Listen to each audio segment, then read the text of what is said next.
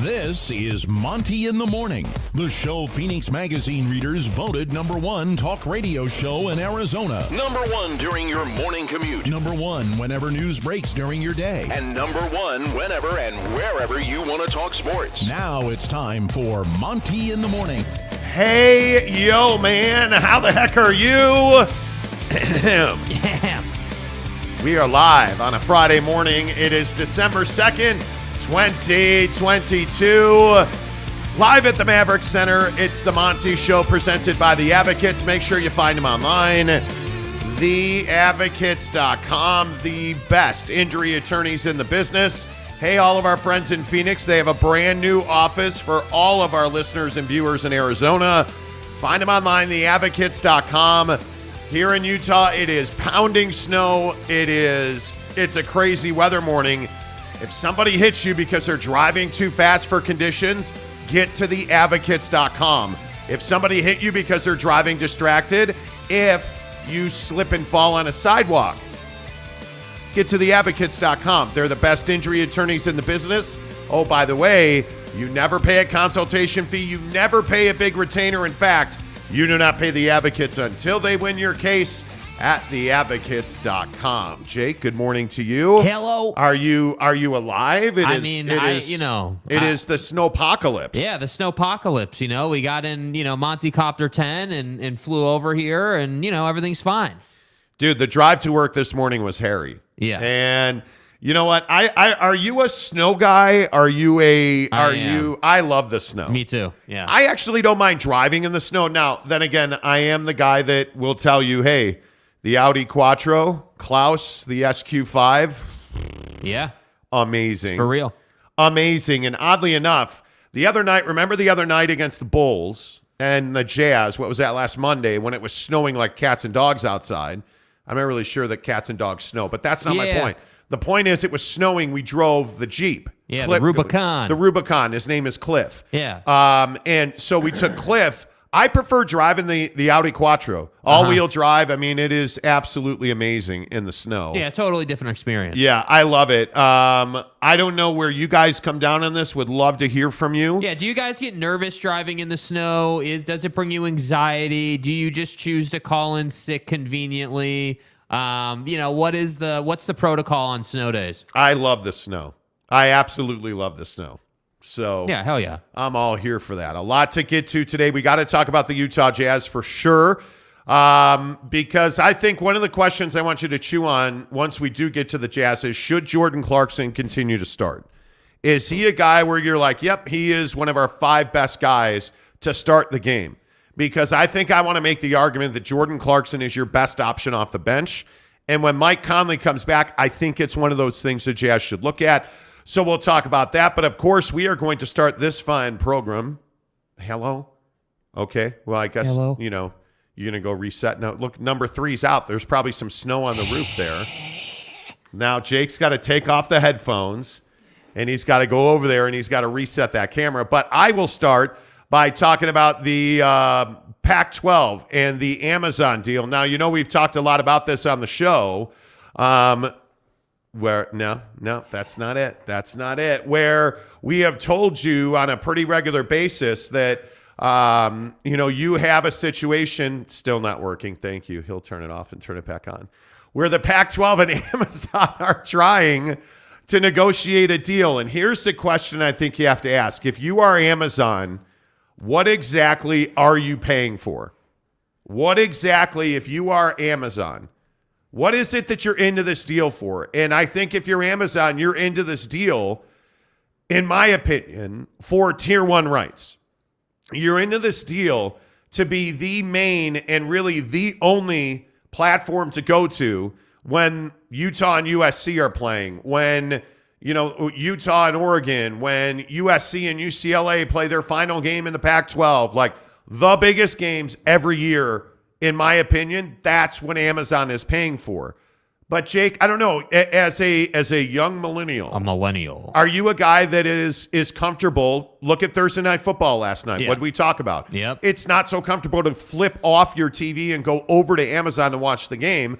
are you a guy that's comfortable going to Amazon to watch Pac-12 football? Yeah, I mean, I think with Thursday Night Football, I'm still trying to figure out what's comfortable. What is the ideal setup? And I'm getting to a place where I kind of want to stream the Thursday Night Football game on my MacBook and watch regular TV on the TV because I don't like flipping back and forth. It's an annoyance. And It really is, isn't it? It is. Like, it's inconvenient. It's an annoyance. Like, it's the only reason I'm on Amazon Prime at that time of day. You know, weekends is different because, you know, if you're at home and you want to watch a movie or something, okay, that's different. But to watch sports, there's not, like, that's the only reason I'm there, and that's the frustrating part. I think that, you know, when you look at the TV watching experience, I think for Amazon, it really matters. And when we talk about streaming deals and how they're going to set all this up, like, I think, you know, the experience gets better if you have other games to flip to at the same time while you're on Amazon Prime. But I got to tell you, I didn't really watch too much of that game last night simply because I didn't like flipping back and forth. There was other stuff on, like I was doing things, like it is an inconvenience. Like, you can't, like, let's say that you're watching Thursday Night Football last night on Amazon Prime on your TV and you're making dinner for the kids. Okay, so now you got to have your DirecTV remote and you got to have your TV remote. You can't just pick one up and flip the channel. That's my problem. It has to be a smoother experience. Yeah, I don't disagree with that. I think it's also one of those things where when you look at the Pac-12, how valuable of a commodity is that? Because some of the other details that are involved in this, sources in the TV industry told me last night that Amazon and the Pac-12 are not, in fact, close on a deal, and that the Pac-12 is really pushing, for obvious reasons, to get a deal done sooner than later. But Amazon has been very savvy about this. They have told the Pac-12, hey, we need clarity on UCLA's situation because we don't know what we're paying for. And I think that makes a lot of sense. But the other issue between Amazon and the Pac-12 that I think is a deal breaker, and it's going to be interesting to see how the Pac-12 navigates this, is the Pac-12 wants their biggest games on TV and on stream. Mm-hmm. Well, that's an ESPN model because ESPN routinely does that, where they'll stream a game in the ESPN app that's already on ESPN television, ESPN.com. That's the model that the Pac-12 wants, but they want that Amazon money. And Amazon has made it very clear that if they are going to buy Tier 1 rights, they are going to own Tier 1 rights. There will be no TV option for the biggest game. It will only be on Amazon. And I understand why the Pac-12 wants to do that. They want to have their cake and have somebody eat it too. Like, they want somebody to pay for Tier 1 stream and Tier 1 TV. And I just don't think that's realistic. And again, I understand why you're doing that. The UCLA component of this makes perfect sense. The Pac-12 conference, George Kliavkoff has done everything that he can do to undermine UCLA's move to the Big Ten. He has put it in the mind of the UC Board of Regents that they have the ability, that they should block the move to the Big Ten. For real. I don't know. We're going to find out next week exactly what that's all about. But what I'm hearing now is that Amazon and the Pac-12, are not close to a deal. They don't have major roadblocks, but the Pac-12 is going to have to come off of this desire to have their biggest games on TV and on stream if they want to be a stream league, if they want to be a groundbreaking league where, hey, they're the first one that's all in on Amazon Prime, well, you're going to have to give up the ghost of having your big games on TV as well. And I just don't know if the Pac-12 as a conference is in a place to take that kind of risk. You are already losing eyeballs even with a TV deal. You are already in a situation where, because of the Pac-12 network, a majority of people that make decisions in college football don't see anything beyond what game is on ESPN, ABC, or Fox. And that's a huge problem. So, Jake, I don't know what the answer here is. I do know that Amazon and the Pac-12 are not close to putting a pen to paper. Well, and it's kind of like you said, like, you know, the Pac-12 wants to be all in on Amazon, but if you're going to be all in on something by nature, that means you can't be half in on something else. Like, you don't get to be all in on Amazon and also be half in on ESPN. Like, that's not good business for Amazon. And frankly, I still maintain that the Pac-12 and George Kliavkoff forget where they're at. They forget the position in life that they're in, which is, hey, you have two major brands, and I get it, UCLA is very hot and cold in terms of if they're good this year or bad last year, whatever. Like, the football field results are very hit and miss, but, you know, you look at USC and UCLA, and those are two of the top brands in the conference. So the idea that let me get this right. So you're going to try and block them. Then you're going to try and go all in on Amazon, but then also backdoor ESPN. Like, they're not taking strong direction. They're basically saying, hey, we're the best of the best and we get to do whatever we want. And that's not going to work. And eventually, resources are going to dry up in the sense that you're going to get put into a corner and you're going to get pushed into a deal that you don't like that's going to be worse than the deal you have available now. And so to me, again, I just hope that they understand the position in life they're in, but I'm not confident in that. So I think, again, it all goes back to this whole concept of user experience and quality on the football field. This year, the Pac-12 has been really good. They have been. Like, you've got a bunch of teams in the top 25. Like, you're having a really nice year. But who's to say, like, when SC leaves or UCLA leaves, if you don't block that, or, however that works out, what does that look like then? Are you the Pac-10? Do you add a couple schools? Like, that's why I think Amazon wants to wait. Because like you said, they don't know what they're paying for. And to me, that makes a lot of sense. Why would you sign ink to paper if you don't even know what product is going to be on the field? Well, I think the other thing that is so clear here is that the Pac-12 has options. It's simply how much financial gain is in each one of those options. Because, again, the funny part of this whole conversation, I say funny, maybe it is the most interesting part of this entire conversation between Utah and the Pac-12, or excuse me, between the Pac-12 and Amazon, and this news being leaked on, the day that Utah and USC playing the Pac-12 championship. Amazon and ESPN are not adversarial. They do not have a competitive natured relationship. Right. I think ESPN realizes it is your only true television and stream distribution platform. They offer you both. ESPN is all-encompassing. They are the biggest, baddest MFer in sports for a reason. But Fox has an app, right? But Fox has an app. But nobody cares about the Fox app. That's right. Nobody goes to the Fox app. Nobody thinks, oh, Tiger's on TV on the 18th. I'm going to go to Fox? No, you don't think that. You're thinking you're going to go to ESPN first, and if it's not there, you're probably going to CBS. Like, that's what you think as a consumer of sports. So to me, I agree that ESPN's story, and I think this is important in little sidebar inside of this Amazon thing. Right. You got to remember where ESPN came from. ESPN was hemorrhaging money in the magazine days. Magazine subscriptions were going downhill, and they make this major pivot in their business to go digital with the app. So they went from no app and basically no traction there. And no stream. Yeah, no stream to major stream, major app, major traction, UFC deals, NHL deals, like all these deals inside of ESPN Plus.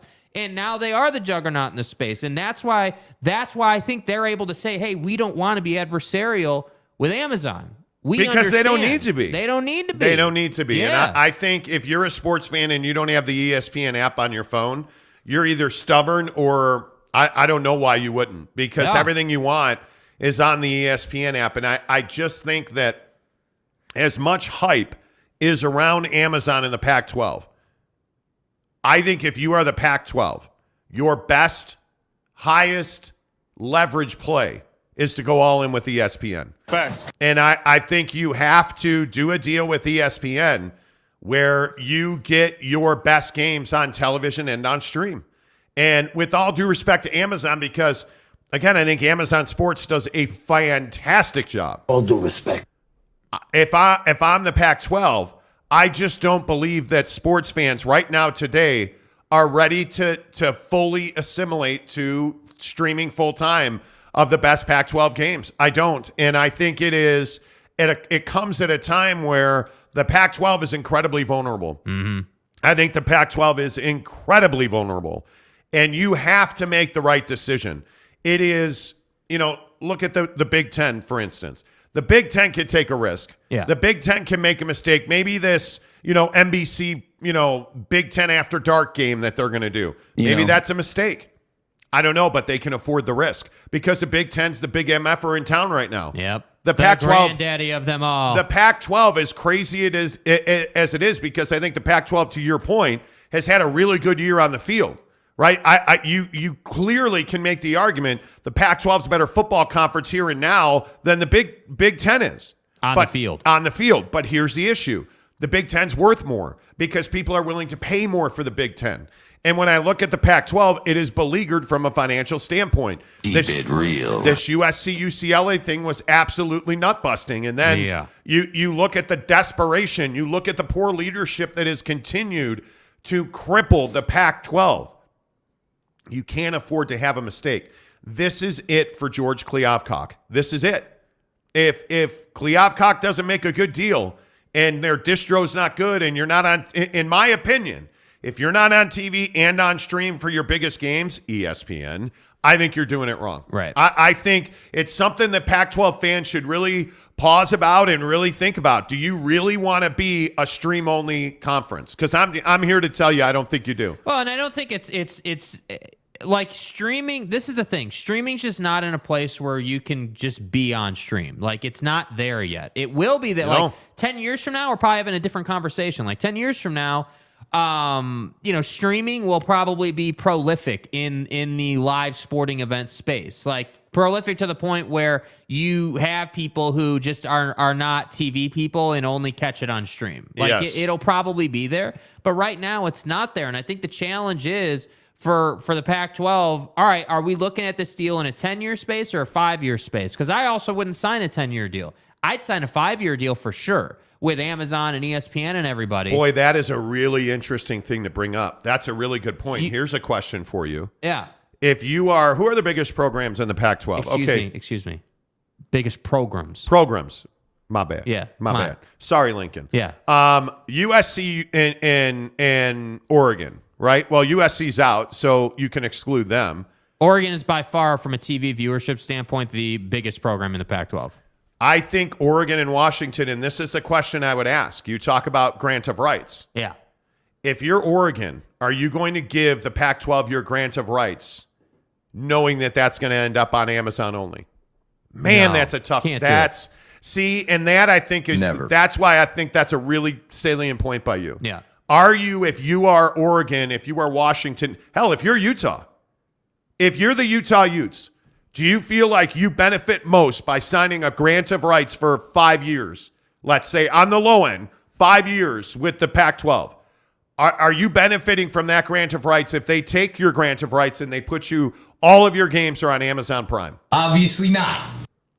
Boy, I think that's a tough argument. Yeah, and by the way, you're the Pac-12 champs, right? Like you're a team that is consistently in the Pac-12 game, and who's to say if they win tonight, right? Hey, maybe they lose tonight. Totally get it.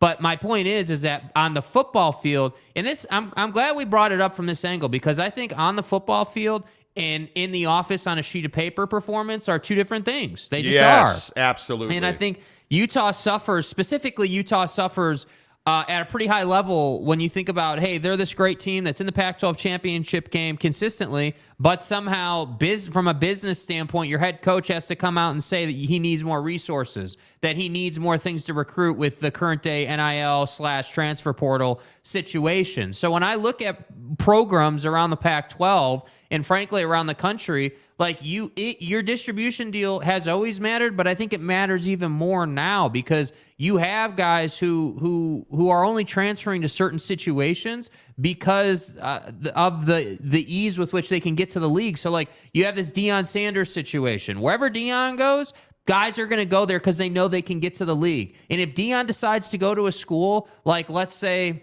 Cincinnati, just as an example. Let's say that he decides to go to Cincinnati. That is going to be an easy path for guys to get to the league with Deion Sanders as the head coach, and then you have a great distribution deal for that school. Just the same way as a quarterback playing under Kyle Whittingham at Utah, it's not an easy path to get to the league. Anybody see that Cam Rising barely scratched the top 50 for college quarterbacks in the nation? Which is crazy. Yeah, it's crazy. It's crazy, but yeah. But whether that's true or not, whether that ranking is accurate, quote unquote accurate, right? Like perception is reality. If people don't know you and can't see you, you're not getting to the league. Well, I also think that all of our college football talk on this show is presented by our friends at Barbecue Pit Stop. Logan, Layton, Lehigh, Murray, and St. George, or of course, you can always shop with them online, bbqpitstop.com. It is the holiday giving season. You know that you are gift giving to your dad.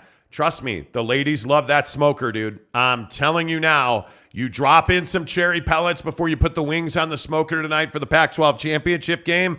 That aroma wafts through the air. The Dude, aroma. I'm telling you, it closes a deal for you after the game's over. Go. That's a guarantee, a promise. You have a line out of your backyard gate. Dilly dilly. When you go to Barbecue Pit Stop, bbqpitstop.com.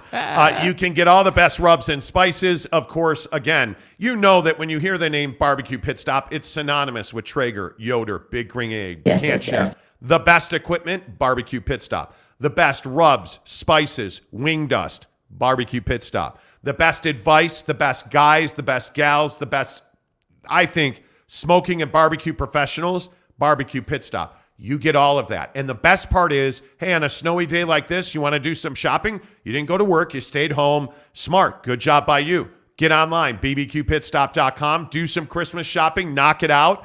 Talk to the guys. There's a great chat feature on their website, bbqpitstop.com. No matter where you are, whether you're in Poughkeepsie, Brigham, no matter where you are in this country, you can shop online at bbqpitstop.com.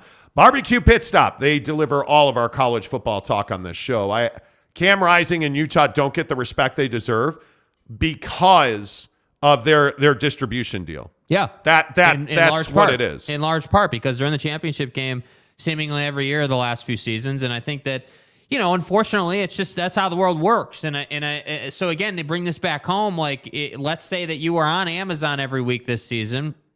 I'm curious how that would have impacted his ranking or how that would have impacted, the college football playoff or because again, we all know the age-old conversation about, Jimmy Bob, watching an 8 o'clock kickoff Pacific time on the East Coast in New York at, 11 or whatever. We all know that story. We all know that tonight there are going to be people who don't watch this game because it's the Thursday night, USC going to Pullman to die several years ago game. It is. So wait, not only did nobody watch that game, USC loses, so now you're not in the college football playoff and they're not in the top 10 in the country. It's Cam Rising missing the Washington State game and nobody knew about it. Yeah. Well, why is that? Because Fox didn't send their crew there. They did it from the studio in L.A. They didn't. Fox, literally, it's the Pac-12. We don't need to send play-by-play announcers there. Yeah, why would we send play-by-play announcers there? What? We don't need to do that. So they didn't know Bryson Barnes started. Yeah. And you get into this thing where the Pac-12 is just not getting the coverage and the respect that it deserves. But they haven't earned that respect. Yeah, I don't disagree with that. Yeah, I don't disagree with that at all. All right, let's get some of your thoughts in here. Mike Maples says, Lord Radon, Oregon doesn't see it that way.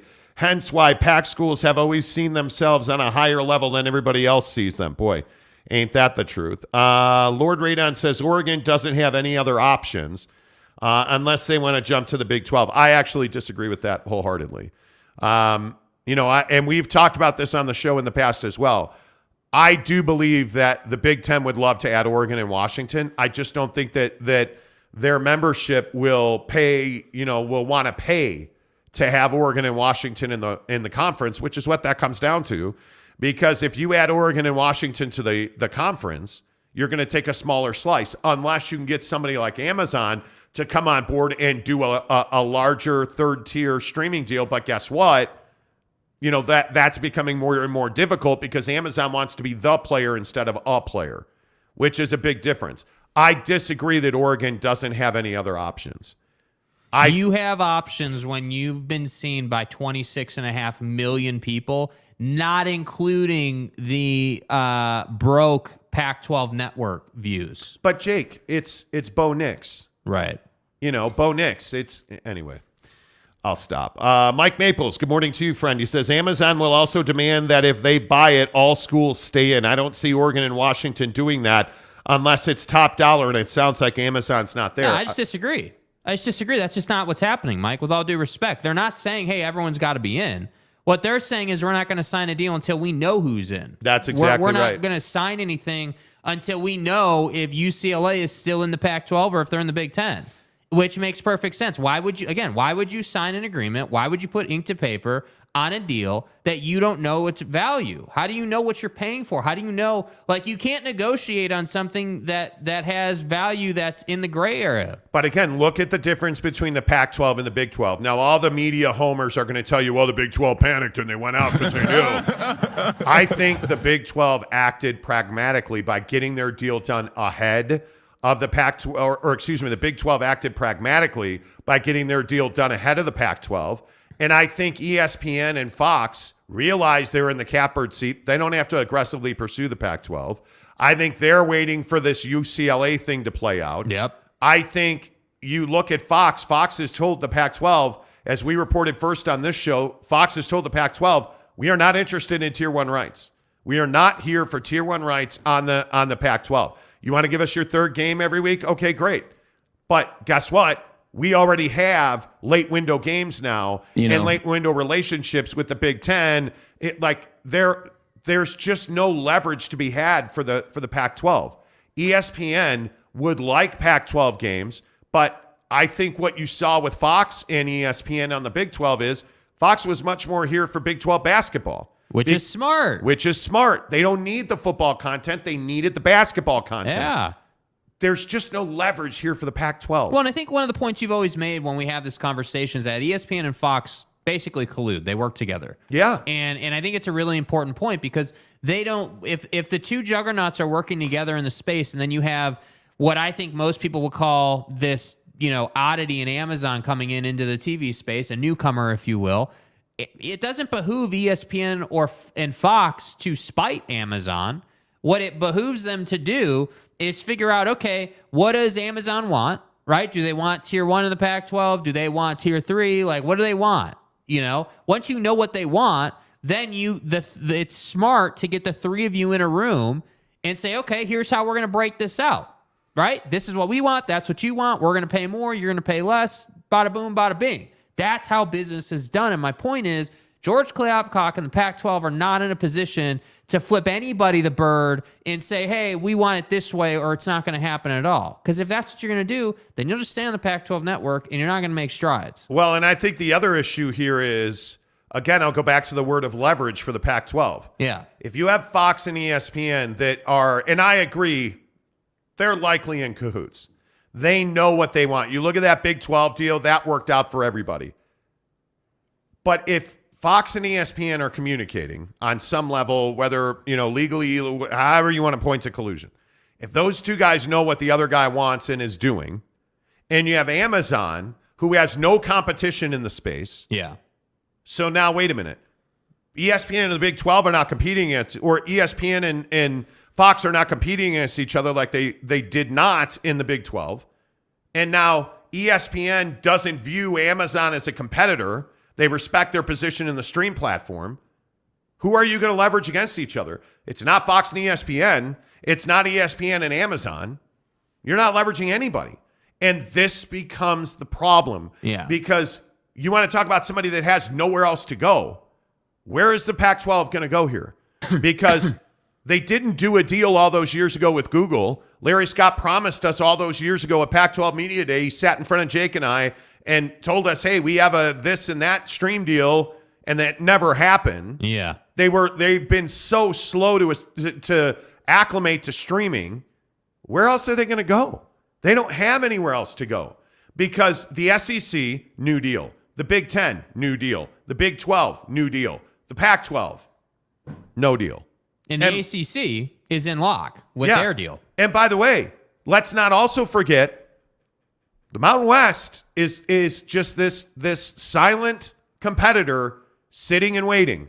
You have this great new commissioner. She is unbelievable. She is skilled. I think people are raving about her.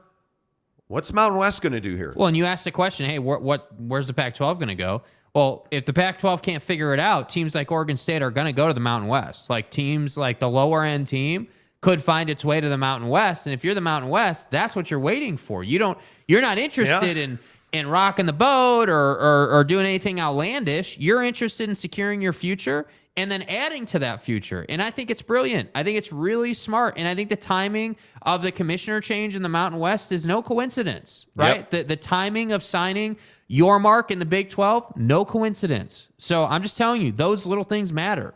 Arlington Bears makes it awkward this morning. He says, morning, fellas, 2-hour delay, school delay here in Utah County, so I get to stay in bed and listen. Are we a soundtrack or are you an active viewer? No, I'm going to leave that alone. Mike Maple says, Jake, I didn't explain myself very well. I agree. They want to know what they're paying for. Exactly right. Exactly right. Yeah. Exactly right. Tanner Plummer says, where are you at in Utah County, Arlington? Marby Dog says, there's SEC, Big Ten, Notre Dame, and then everyone else. ESPN is giving SEC a major competitive advantage. But again, dude. You're gonna see it across all of the ESPN platforms. Yes. And the other thing that I think is interesting, and we've talked about this as well, and I heard about this again last night when I was talking to a TV guy. Amazon is also having very quiet conversations about brokering huge TV-only games or stream-only games. Uh-huh. So they're talking about, like, hey, think of two major properties, an Alabama-Ohio State game. That early season USC-Ohio State game that we used to get. Like, those big marquee kickoff games. Amazon's trying to broker those as well. And something else I thought was really interesting. That mid-season tournament that the NBA is talking about, Amazon wants a piece of that. And I think that's a really compelling space. The NBA on stream only, they're clearly struggling with the NBA app.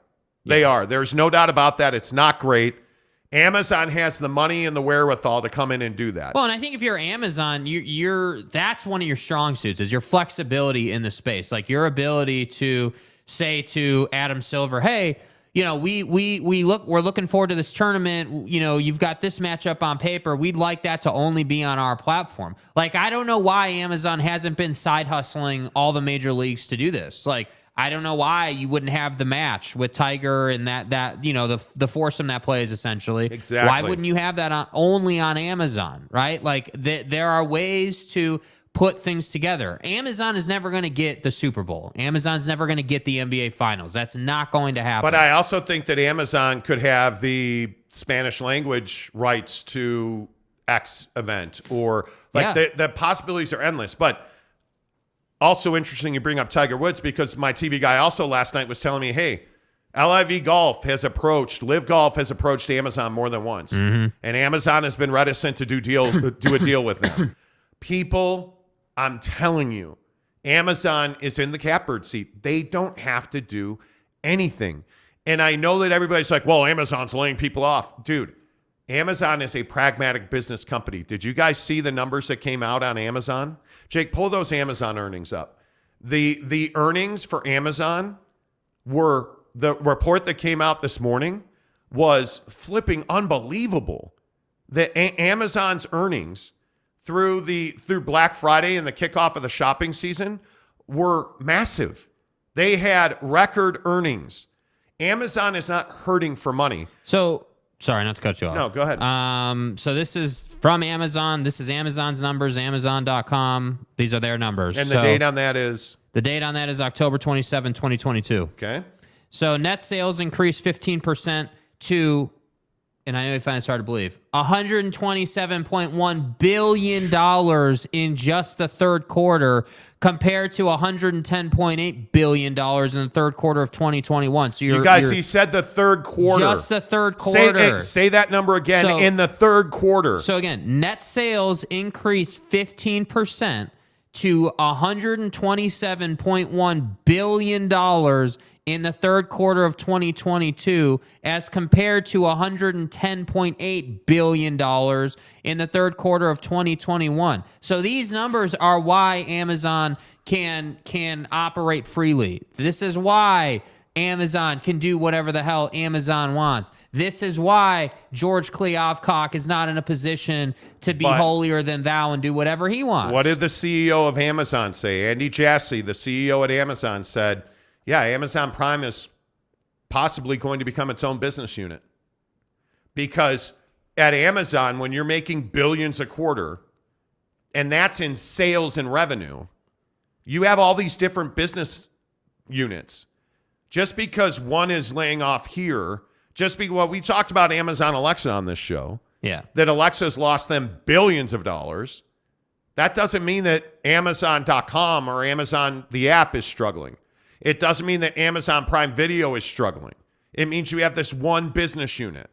And they're going to have layoffs related to that one business unit. But, hey, they're going to reallocate. And from what I understand, Amazon Sports is not struggling financially. I want to give you guys a few examples of things that Amazon is capable of doing that maybe fly under the radar, just because this is in their earnings report. I think this is interesting. So you have Amazon Prime, and this is just the TV stuff, right? Obviously, Thursday Night Football, they kicked that off, right? 15 million viewers for its first game. Really solid numbers. Other things, though, that premiered on Amazon Prime across Europe, where UEFA Champions League in Germany and Italy, League One in France, right? Exclusive coverage of the U.S. Open tennis in the UK, right? So they're already side hustling a lot of this stuff in Europe. They're already doing this. But other things, other opportunities that they've created in other spaces besides sports, you have them expanding to places like Belgium.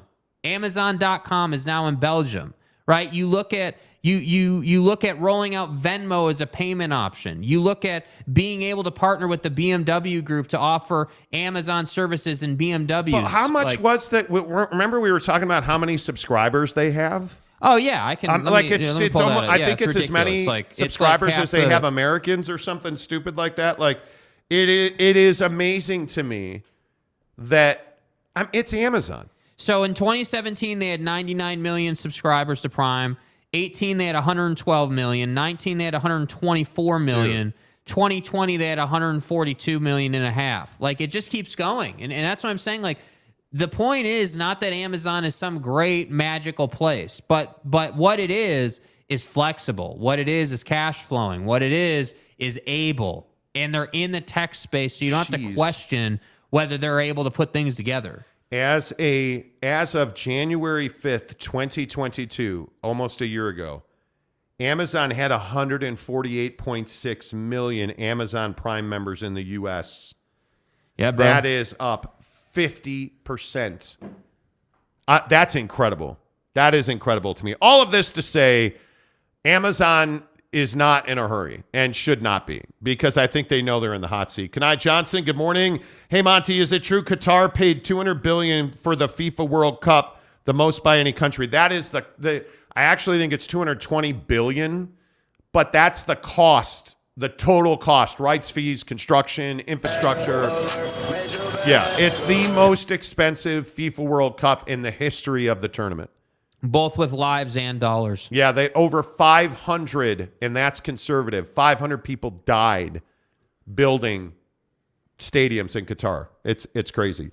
Tanner Plummer says, oh, crap, LIV golf tournament trying to make a deal with Amazon. We all know what they do to people's heads. No, I'm not doing it. I'm not doing it. Exactly right. Saudi stooge. Arlington Bears says he's in Saratoga Springs. Well, I've been to Arlington Bears' house. Yeah. Nice pad, dude. Chris has one of the nicest houses. Yeah, bro. I mean, yeah, you have got a palace. And by the way, I hope you and your family are well this morning. I know that the snow out there is crazy. If you're here in Utah this morning, are you excited about the snow? I am excited about the snow. Now, I'm a snowboarder. I'm looking forward to going snowboarding maybe this afternoon or tomorrow morning. I'm not so excited to drive the canyon roads this afternoon, but we'll see. Because they're saying that this snow is gone. Yeah, essentially, it's out. over. Yeah. Now it is coming to an end for most northern Utah. The snow is stopped, but new snow overnight. Alta got 12, Snowbird got 12, Brighton got 11, Park City and Deer Valley got 9 inches. Let's go. So, and by the way, another storm is coming in Sunday into Monday. Let's go. So it's a great year of snow. I'm really excited for it. But yeah, Chris Karn has a palace. He's a stud. Neville93 says it's snowing so bad that they cancel school in Sandy today. Really? Well, really, good, Neville? That means you listen to the whole show back to front, right? Yeah, right? Yeah, no. Don't do that. Neville, good to see you, friend. Mike Maple says, wait, is Tanner interested about Arlington because he wants to stop by and give a couple of pointers? Pointers on what? What do you mean pointers? Do you mean... No, I'm not going there. Kanai says, what's the worst that can happen to them, Tanner? Jake, by the way, Tanner wants to know why you're not running the Pac-12. Yeah, because my last name isn't Kleovkok. Yeah, Kleovkok. Yeah. Seriously. Let's see. Barfing Chicken says snow is good. It is good. Tanner says, I'm crazy excited about the snow. We need the water badly. Yes, we do. Justin Saul says you can't go snowboarding tomorrow morning. You have to watch us lose to the Netherlands tomorrow. Oh, yeah. What was I thinking? Yeah, can't go. Hey, Tanner. Hey, buddy. What was that tweet about RSL knocking out Germany? Yeah. What was that? I left that one alone. How did that work out? I left that one alone. By the way, how about my guy Kai Havertz for Germany? Chelsea's finest. Come on. Chelsea's finest. Let's go. I love the snow. Yeah. Frankly, and yeah, Justin. But again, why do you love the snow? You have all-wheel drive, you snowboard. I have Quattro in the Audi. I have a lifted Jeep that clearly has four-wheel drive. And I've got the T-Rice Pro LibTech board. Yeah. I've got the step-on Burton bindings, pretty much a stud. The Sub isn't half bad in the snow either, just saying. You know the crazy thing real quick before we get to the Pac-12 championship game here on the Monty Show, presented by the Advocates. Find them online at theadvocates.com. You were the first one to make tracks on our street. Yeah, I got first tracks in the hood. So Jake comes over to my house. Our routine is Jake comes to my house at 4:30. We generally hop in the Audi and we drive over to the Maverick Center.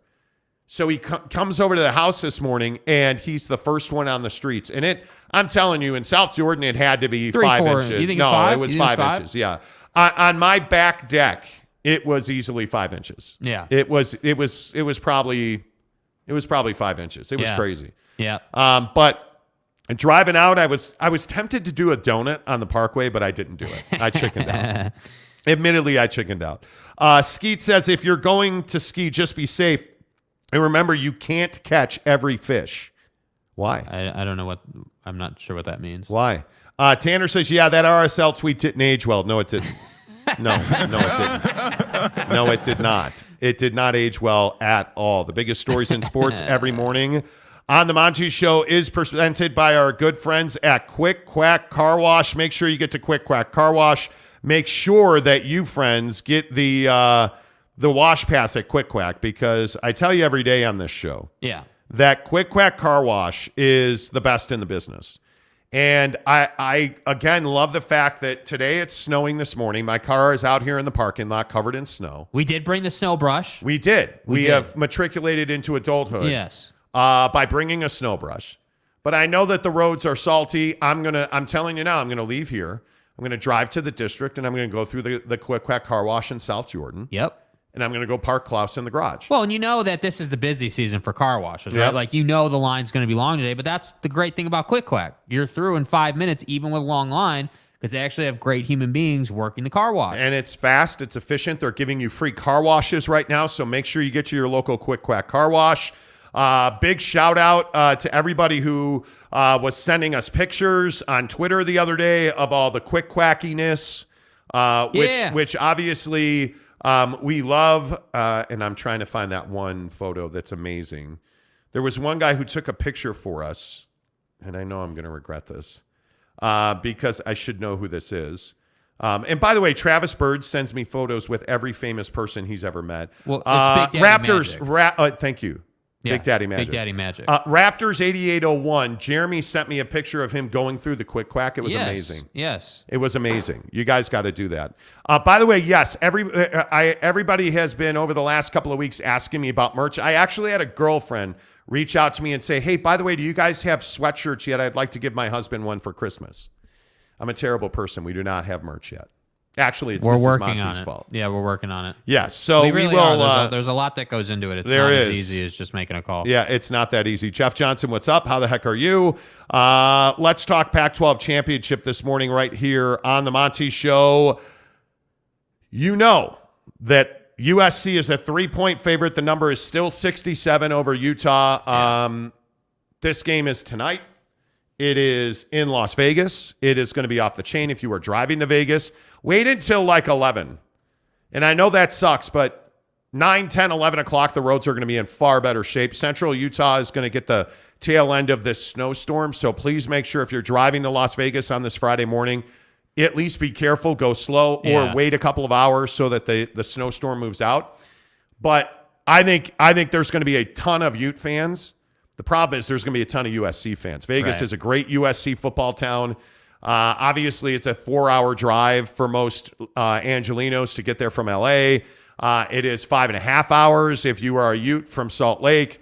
This is going to be an amazing football game. Just your thoughts, Jake. Which way are you leaning on it? Well, the first thing I'm going to say is this is the 67 number is way too low. I think this is the more I think about this game. Low. Yeah, the more I think about this game, I think this is an 80-pointer. Honestly, I think that this is just like the first game, and I think even more so because it's indoor. I think Caleb Williams is not going to have a field day against this Utah defense, but I think he's going to have a great game. Like, this is clearly, hey, I have a Heisman campaign that I'm playing for here, and I need to make a point against this football team. And I think when you lose the first game, the way they lost it, not just that you lost, but the way that game went down, you're out for vengeance. And I think that Caleb Williams is going to have a great game. I think, how my general feeling on this game is I do think SC wins this game, but I do think it's a very close game. And I think that, and I hate to say it, but I don't trust Cam in these big games, honestly. Like, he had a good performance last time out, obviously. We've talked about it. He had a hell of a performance. But I didn't love what I saw against UCLA. I didn't love what I saw against a couple of these other teams. So, to me, I think there's an interception in this game for Cam Rising. I think you don't have Tavion, so running the football is going to be a little bit interesting. And I do think the SC defense is going to do its damnedest to take away Dalton Kincaid. Can I ask a ridiculous question? Yeah. I don't remember who asked us. Yeah. Somebody brought up a really good point the other day. Do you think Cam Rising threw the Oregon game? Because I've never seen him do what he did in that game. Yeah. My answer, of course, is going to be, of course not, he didn't. But he did throw the ball into the ground several times. He had a wide open Dalton Kincaid for what would have been a critical fourth down conversion, and he threw the ball at his foot.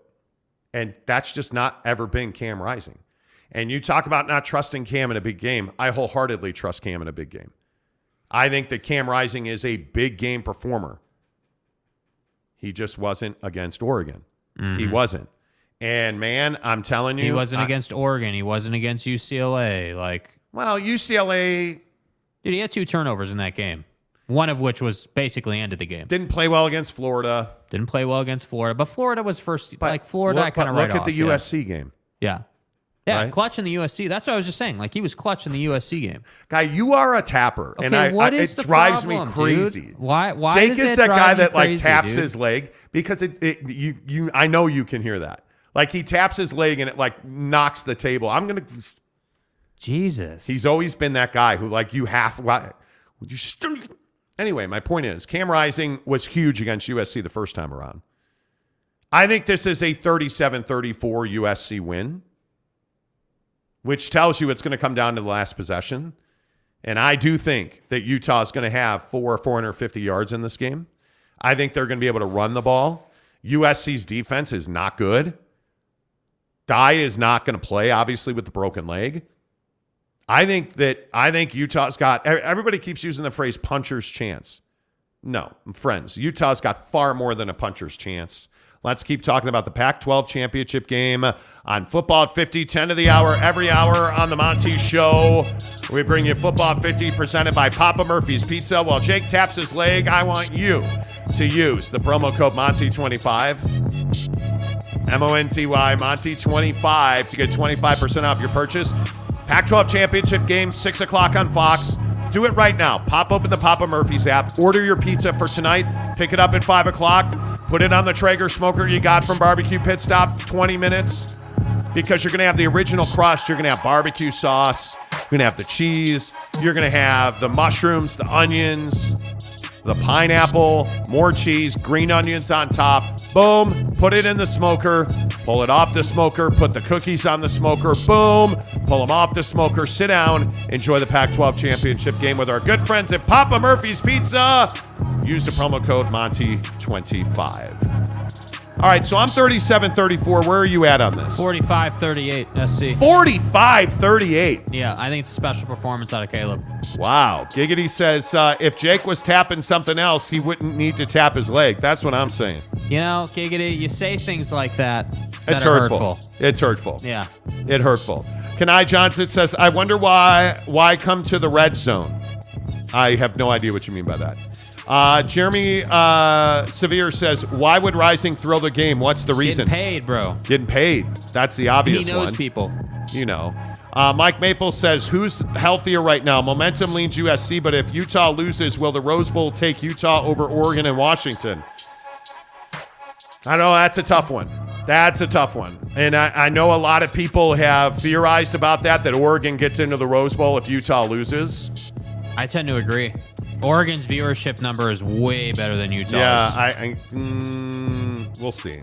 Skinny Dick Nick says, I like to see the Utes win, but I do want to see USC in the playoff over Ohio State. 100%, Amen to that. 100%. Amen to that. Yeah. Skeet says, Coeur d'Alene, Idaho is a long way from Las Vegas. It is, but you should make the trip. You know. Let's see. Justin Salas says, I'm going to take the under. 67 feels really high. No, I agree. dude. I agree. Tanner Plummer says, go Utes. Never thought I'd say that in a million years. Now, that's a little surprising from you. It's a little surprising. Tanner also says, Cam's going to ball out tonight. I hope so. Yep. Tyler P says, Cam health is the only question. Exactly right. Neville says 47-40 Utah wins. Yeah, I'm telling you, it's a 40-point game. 87? Yeah, it's a 40-point game, in my opinion, yeah. 87. But again, I'm not an expert. Good Lord.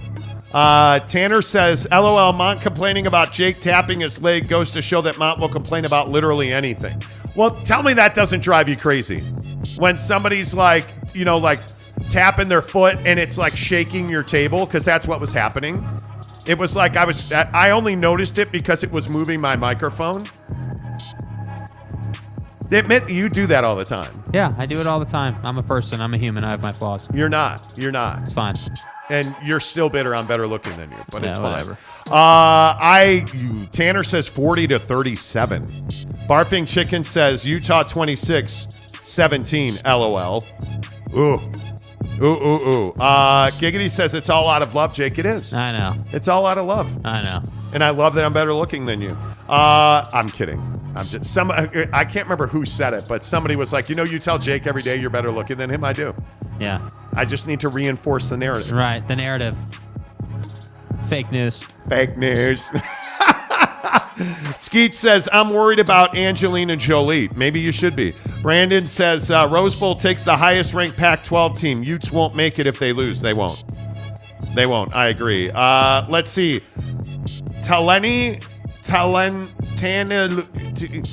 TT says, great game tonight. USC wins 48-35. I don't think USC is pushing 50, but I do think 45 is reasonable. Arlington Bears says USC 42, Utah 24. Yeah, see, I could see that for sure. Wow. Kyle J says Utah 37, USC 34. See, that's where I'm at on it. But I think USC wins. Yeah. I think Caleb's playing for the Heisman Trophy. I mean, is this, and this is the hard question to answer, is this where USC takes over control of the Pac-12 as long as they're in it? Yeah, I think so. I mean, I would expect them to. You got to believe that they're transfer portaling again because you're going to lose Caleb to the NFL. Well, and Lincoln's prolific in the transfer portal. Dude knows what he's doing. So, yeah. This is year one, and you're talking about the Pac-12 championship game.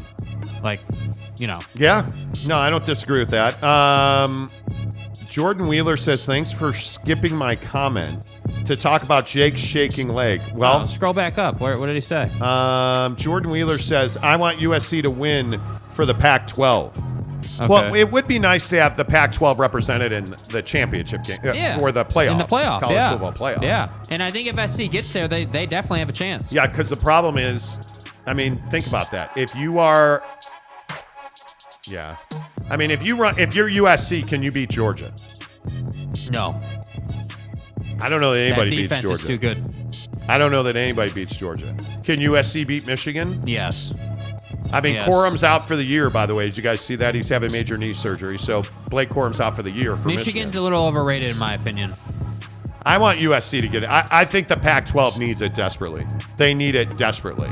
Does that cover it, Jordan Wheeler? I hope it does. Brad Turner, Utah loses by 10 with a second-string QB and no more tight ends left. 34-24. Good development for next year, though.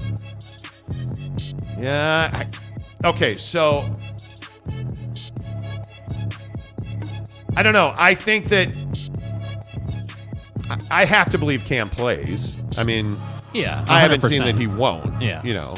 Jeremy Severe says Caleb Williams needs a Heisman moment. No better place than the Pac-12 championship game, 34-31 SC. Yep. That makes a lot of sense. You know. Cam says use the promo code for Papa Murphy's for tonight's game. Yeah, let's go. Damn right. Monty 25. Damn right. Get it done. Papa Murphy's Pizza. Get it I'm done. telling you. Download the app right now. Download the Papa Murphy's app and get after it. Use the promo code Monty25 to get your Papa Murphy's Pizza. Papa Murphy's presents How to Change the Way You Pizza. Step 1, carefully knead dough. Step 2, artfully spread sauce. Step 3, add fresh mozzarella and assemble toppings. Step 4, realize we already did all that for you, so all you have to do is bake it. For a limited time only, get the Hog Heaven Pizza with Canadian bacon, ground sausage, and crispy bacon. Papa Murphy's, change the way you pizza. There you go. Papa Murphy's Pizza. Use the promo code Monty25 to get 25% off your purchase of $25 or more. Skeet says, LOL, I'm not scared of Angelina Jolie. Okay. I mean, I appreciate the contribution. You know. Tanner Plummer. I mean, Britton Covey is on the Eagles. Kanai plus Brian Johnson is Philly's QB coach. But Andy Reid brought the Eagles to relevance. I'm torn between BYU and Utah right now. Bro, what do you... There's nothing to be torn between. Yeah, what are you You're talking rooting, about, dude? Are you really not rooting for the Utes? Are you really not? Mike Maple says, going to hit barbecue pit stop today to make wings for the game tonight. Let's go. Let's go. What now? Let me tell you what now. What are we doing for food tonight? I don't know. We got to figure it out. Kind of in the I mean, mood. I know that your girlfriend controls your schedule, but is she going to allow you to come over and watch the game, or what? know. You're back together with the girl you broke up with over FaceTime, Right. so you know. Right. Yeah. Are you gonna? You give me a grace bunch of us with your trash. presence? You give me a bunch of trash, but you won't say, "Hey, by the way, cleared his schedule out for Friday night and all day Saturday so he can watch football with you." You don't bring that up, but you want to run a bunch of trash about someone else controlling my life, which is totally untrue. That's not true. That's My fucking ass. That's not true. Come on. How are things going with the girl you broke Things up are with over going- things- FaceTime and got back together with? Things are going great. Not that it matters for you, right? What? Is that a real question? Yeah. What are you talking about? Yeah, Jake and I are kind of opposed on. Someday we'll talk about this when I'm allowed to. Right. I'm not allowed to talk about it Yeah. on the show. It's snowing out, so that means Hell no. we Exactly right. 7 o'clock, the Monty Show, presented by our good friends at the Advocates, UtahAdvocates.com. No matter where you are, you can actually go to theadvocates.com, theadvocates.com. And again, I know that we have listeners all across the country. Check them out, theadvocates.com. All of our listeners in Phoenix, we love you guys. We have some real long-time folks that listen to this show in Phoenix. It is our second biggest market next to Utah, Salt Lake City, Utah County. By the way, big shout out to O-Town. O-Town. Did you see the numbers from Ogden on the show yesterday? Let's go. Yeah, where's Big Town O-Dog? Big Dog O-Town? Big Dog O-Town, whatever. Same thing. Yeah, same deal. Big shout out to Ogden. We love you guys. Thanks for supporting the show. Get to theadvocates.com. Best injury attorneys in the business. Listen, the roads are chaotic this morning. You have the right to drive safely to work. Be in control. Slow down. Be careful. But if somebody hits you because they're not, theadvocates.com. Do not rely on your insurance company to watch out for your best interest. They're watching out for their best interest. You need somebody that will advocate for you. Thus, you need an advocate. Theadvocates.com is where you go. to get the job done. The biggest stories in sports this morning, I don't think there's any doubt about it, that you have a situation here with the Pac-12 where tonight's a very big night. You would love to have a big game. I think the worst thing that could happen here would be for USC or Utah to blow one another out. If this is a 20-point game, that's bad for business. Yeah. You'd love to see a hotly contested football game. And maybe this is the question that we need to ask this morning. Like, how important is it that USC win this game for the Pac-12? Because I actually think it's critically important. If you're a Pac-12 fan and not necessarily a USC or Utah fan, I don't know how you're not rooting for USC for the betterment of the conference. But I think when you look at this game, I think USC's in real peril here. I think that this is going to be a one-possession game. I think that when you look at Utah and you have a gamer like Cam Rising, dude, I can't help but believe that they're going to be in this game and it's going to be a dogfight. Yeah, I mean, yeah. If that Cam Rising shows up, I mean, I think again, it's inconsistency. Like Cam has shown up in big games, but then in other games he's fumbled it and turned it over twice. Like I'm not confident in what Cam Rising I'm going to get. I know that Caleb Williams is going to have a nice night. I know that Caleb Williams potentially is good for a pick himself. So that's why I say it really depends on the turnovers. I mean, if Cam doesn't throw any turnovers, they got a great shot. But I just find that hard to believe in a game where they're likely going to be chasing USC in point total when you're throwing a lot. I think when you look at Cam Rising and Dalton Kincaid, I don't think there's any doubt that Dalton Kincaid's the best tight end in the country. Yeah. I think Cam Rising, the truth about Cam Rising is I don't know what Cam Rising is. This has been there have been times this year where I've just been shocked at what I've seen on the field. Yeah. Is Cam Rising that dude? I don't know if he's that dude. We're going to find out tonight. Is he just that guy that shows up in big games? I don't know. We'll find out tonight. I think he's had a pretty great 2-year run here at Utah. I think he is, if he's your starting quarterback, you could be a lot worse off. Yeah. But I don't know that he's the elite quarterback that he's been billed as. And again, I don't even think, well, I know almost factually he's not the best quarterback in the state. Yeah. But he's not Caleb Williams. But I don't think the Utes need him to be Caleb Williams. I think they need the best incarnation of Cam Rising tonight.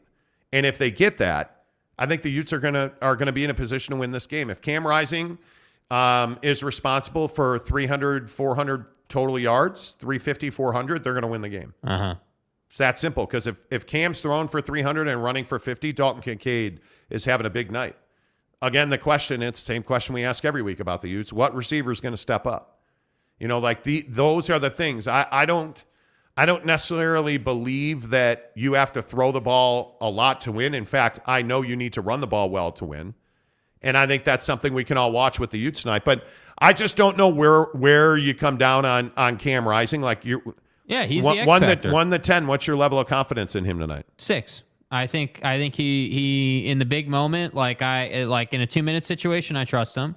But at the same time, I don't know. There's just times where he just doesn't look great. Like there's just times where he kind of lets you down in that sense. And there are other times where he looks phenomenal and he goes out and beats USC by 1 point. So that's what I'm saying. I think for Cam's career, there's a lot on the line tonight. If he beats USC and comes through, that's a big deal. You beat Caleb Williams twice. Now I have to sit here and talk about you being better than Caleb Williams, that you're a big game performer. So that's why I say it really depends on which Cam you get. And it's a small difference, but it has a high impact. It's not as though, one game he's throwing for 100 yards and another game he's throwing for 500 yards. He usually is in between 200 and 300 yards, but it's how those yards are distributed. How many touchdowns does he throw for?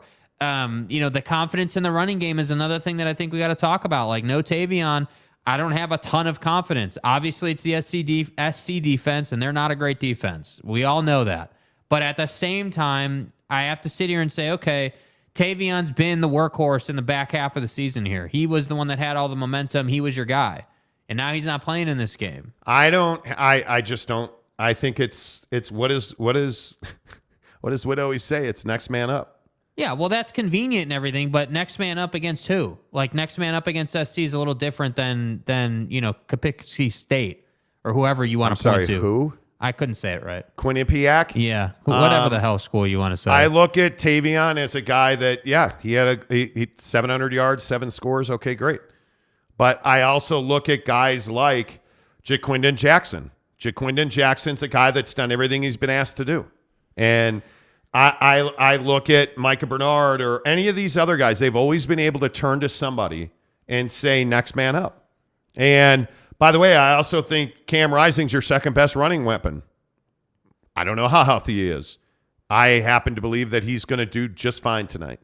I think you should expect normal Cam Rising. And if we look at Cam and you look at the fact that he's a guy that on the road completes 68% of his passes, throws a few too many interceptions this year that I don't love. Yeah. And we've seen it at Oregon. We've seen it at obviously at Florida when we were in Hawaii. That was brutal. But I believe you can count on Cam Rising in a game like this. Yeah. And I believe that you can count on Kyle Whittingham to have his team ready to go. And I think when you look at them and you start to understand how valuable Cam Rising is as a performer, this is his last go here, man. Like, this is potentially his last game as a Utah Ute. Yeah. This is a big night for him. And I know that when we talk about receiving, you look at Dalton Kincaid, Ken, 850 yards, 8 touchdowns. He's going to play. And I think he's going to give you a performance tonight. But if he doesn't, guys like Money Parks and Devon Vele have to step up. Yep. You got to step up. It just is what it is. And I think Devon Vele, he's not what you needed him to be. Yeah. But he is good enough. And I think when you look at, that he has not had a 100-yard receiving game this year. Maybe tonight's the night that he does that. Yeah, maybe. Against a bad USC defense, maybe.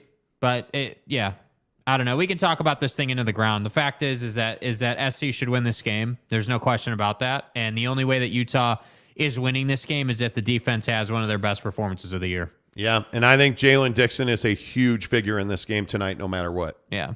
So we'll see. And I don't know. Somebody's going to step up on offense because that defense is ready to go. That defense is ready to go. I have no doubt that when you look at the Utes on defense, I have no doubt that this Utah team can win this game. And I think there's a lot of people that are going to look at you and say Utah can't win this game and this is USC's game to lose. Well, I'm here to tell you that Utah can win this game. And as surely as I am sitting here, if we roll back into the studio on Monday and it's a 42-38 Utah win, don't say I didn't warn you, because Utah can win this game. All the money is going to USC. There's no doubt about that, and I understand why if you're a betting man, you're betting USC in this game. But I'm telling you now, don't bet what you can't afford to lose, because Utah's got more than a puncher's chance. That drives me crazy. That saying that Utah's got a puncher's chance to win this game. That means that you're just hoping they throw a haymaker and some kind of luck plays in. It's not going to be luck if Utah wins this game. I'm telling you right now. Yeah, I think they have a really good chance. And I think this defense is special. I will maintain that. Yeah, by the way, Tyler P., you're exactly right. So Utah men's basketball beat Arizona last night. That happened 81-66. I'm so tired of hearing about Arizona basketball. I am sick and tired of hearing about a program that doesn't win anything. I'm tired. It's over. You're not good. You haven't won anything in how long, right? You cheated to get DeAndre Ayton, right? You cheated to get all those guys on that team, and you're not good. You're just not. With all due respect to Utah basketball, there's no way you should have lost that game. So it's just, I like having done this show in the Phoenix market, it was so just annoying to talk Arizona basketball with Arizona fans who think they're the best thing since sliced bread. Like, you're not, man, and I'm sorry. Like, Sean Miller, abject failure. Cheater, failure, paid guys, got caught doing it, was a bad look. So I get it. If you're a Utah fan this morning, Tyler P., I hope you're celebrating. Stick it to Arizona. Love it. But I just get tired in the college basketball world, which already is rather mediocre as a TV product. Like I get burned out on hearing about, Arizona basketball. Like, let's win something first. This is like what I said about USC earlier in the year. Hey, SC needs to win something. Great. Now they're winning something. If they win tonight, now we can say USC is back, but they got to win this game first. So, yeah, I get burned out on Arizona basketball. Yeah, I would agree with that.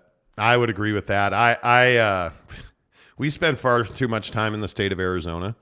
I do not miss it. Do not miss it. Skinny Dick Nick says Williams will choke knowing how big this game is for him. Utah by 17. Caleb Williams doesn't. He's that guy who's always calm. Yeah. Their offense isn't the issue. The USC defense, Dalton Kincaid's a critical figure in this game. He had a big game against USC, and he is – I don't even think there's a question. And even maybe if Brant Keithy's healthy, but he's not, Dalton Kincaid's the best tight end in the country. Yeah. There's no doubt about that. And so when you look at Cam Rising, you don't have to have a world beater running the football. And maybe I don't know that anybody really knows outside of Witt and Tavion what really happened. But it doesn't take a rocket scientist to figure out if you run the football for Utah, you should have a pretty easy chance of getting to the second level. Yeah, if you're getting 5 yards a carry, right, throughout the game, you're going to win this game. Yeah, Cam needs a running game. If Cam has any kind of running game, they're going to dominate. And, you know. Tyler P. says, if Cam can run there, then he'll be good. If he's limited, then it's going to be a long night for Utah. The running game's critical because USC, I think, is 53rd in the country stopping the run. It's ridiculous. It's absolutely ridiculous. Kurt Myers says the running back for the Utes sitting out is BS. He's not sitting out. He left the team, Tavion Thomas. Maybe he was asked. Maybe he did it on his own.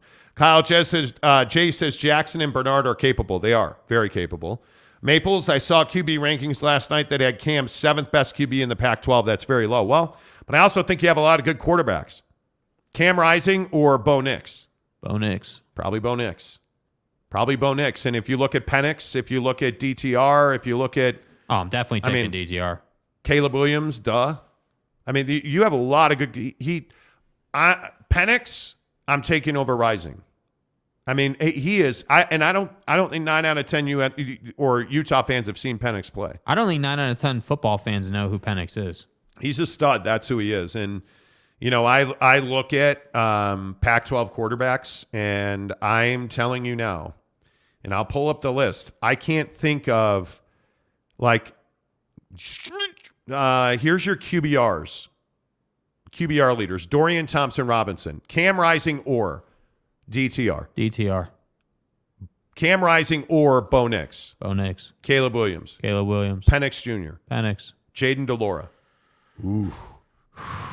Probably Cam. Cam's played more big games, more clutch. Probably go Cam there.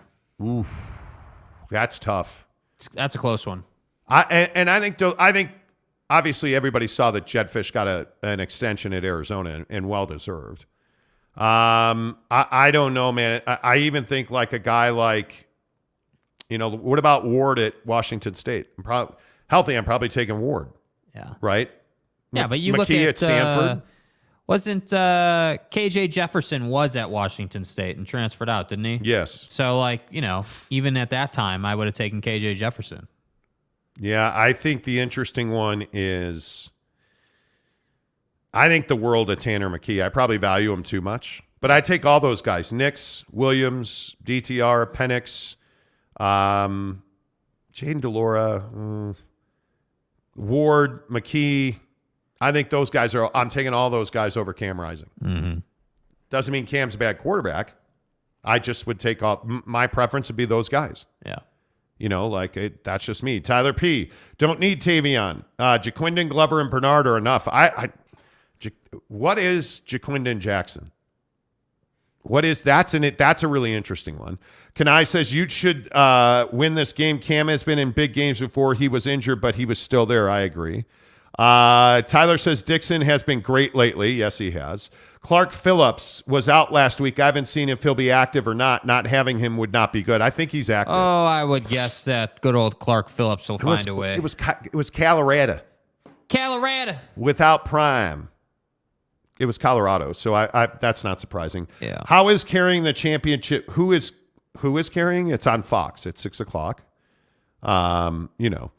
San Diego State says even Adrian Balboa knows the Utes have more than a puncher's chance to win tonight.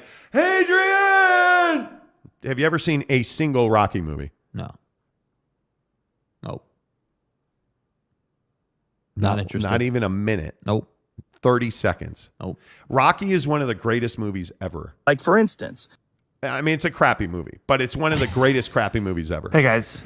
I mean, it's Stallone. Are you kidding me right now? I know. It's Stallone and all his steroids, and we get it. We get it. Giggity Do you says, even lift? do you guys remember that clown Bear Down Steve from the crappy radio station? Oh, yeah. Oh, yeah. Oh, Prime yeah. example. Prime. Arizona, everything. No. A tree fell in the forest and no one was there. Did it make a sound? It did not. Especially with snow on the ground, it doesn't travel. I just remember that Arizona fans, remember when there was the Sweaty Sean scandal, and you had the Red Rocket, Carrot Top at point guard, and Nico. Oh, my God. We're going to be national champions. Nico, just let us have our gear, and then you can decimate the program. Oh, my God, just like that. Oh. And no punishment ever came, and no national championship ever came. And your head coach resigned. Arizona is still a massive disappointment because you suck. Yeah. Okay. I feel better. Don't sass me, Burkus. Arizona better accept a Big 12 offer before their basketball tanks. Yeah. That would be amazing. The answer is yes. Mike Maple says Kincaid was 16 for 230 and a touchdown. USC will double him all night. Make Utah beat them with someone else. Yes, you they have will. to. Devon Bailey's got to have a 100-yard night, dude. Well, that's why somebody. Gotta happen, dude. I don't know how you don't man over Dalton Kincaid. You have to. You have to bracket, buddy. Like, you have to, dude. You have to. Tyler P. says, well, Utah basketball has been a dumpster fire for years. This is something to get my hopes up for. Don't get your hopes up. Yeah, don't. Arlington Bears. MGM took a $900,000 bet on USC yesterday. Was that one of the officials in the game that vexes me? Pac-12 officials. 900 grr on USC. Grr. Good Lord. Utah basketball has been down, but maybe turning the corner. Winning starts that. Yeah. Could be. Fat Jesus, yes, let's have an entire show bashing you, Arizona. You of a-holes. Yeah, I can't. You know what I stand mean? that. Can't. Does BYU get a DC today? I've been very quiet on that. Because I was terrified to hear the name Ed Lamb for defensive coordinator the other day. Come on, dude. Doesn't make you feel responsible. Seriously, when I heard, what about Ed Lamb? Little P came out. And as you can see, there's not much hope for you left.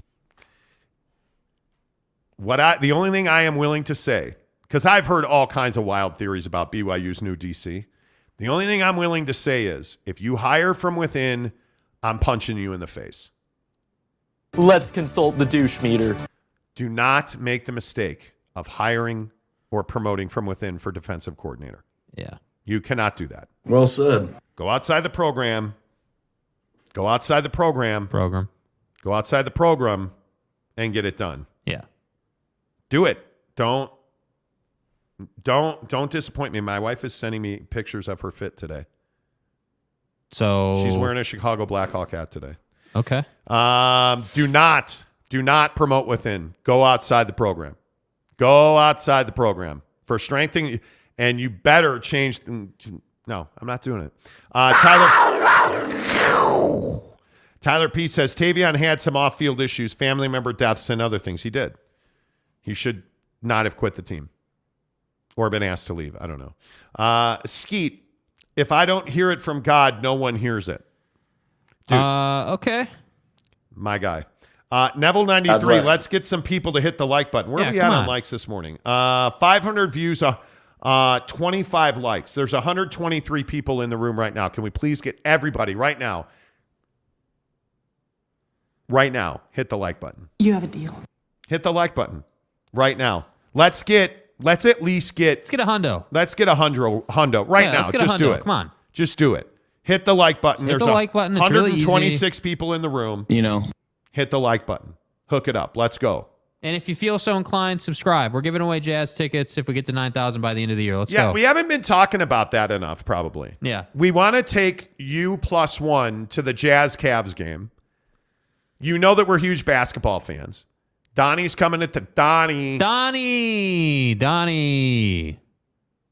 If we can get to 9,000 subscribers by the first of the year, we're going to take, the two of us are going to go to the game with you and a friend. Donnie, please. We're gonna get a black car, and then we're gonna take you into the team store. And quite literally, if you want to buy a sweatshirt, we'll buy you a jersey or a sweatshirt, anything you want. One item for you out of the team store. Because somebody said, "What if I don't want a jersey? I want to wait for the purple ones."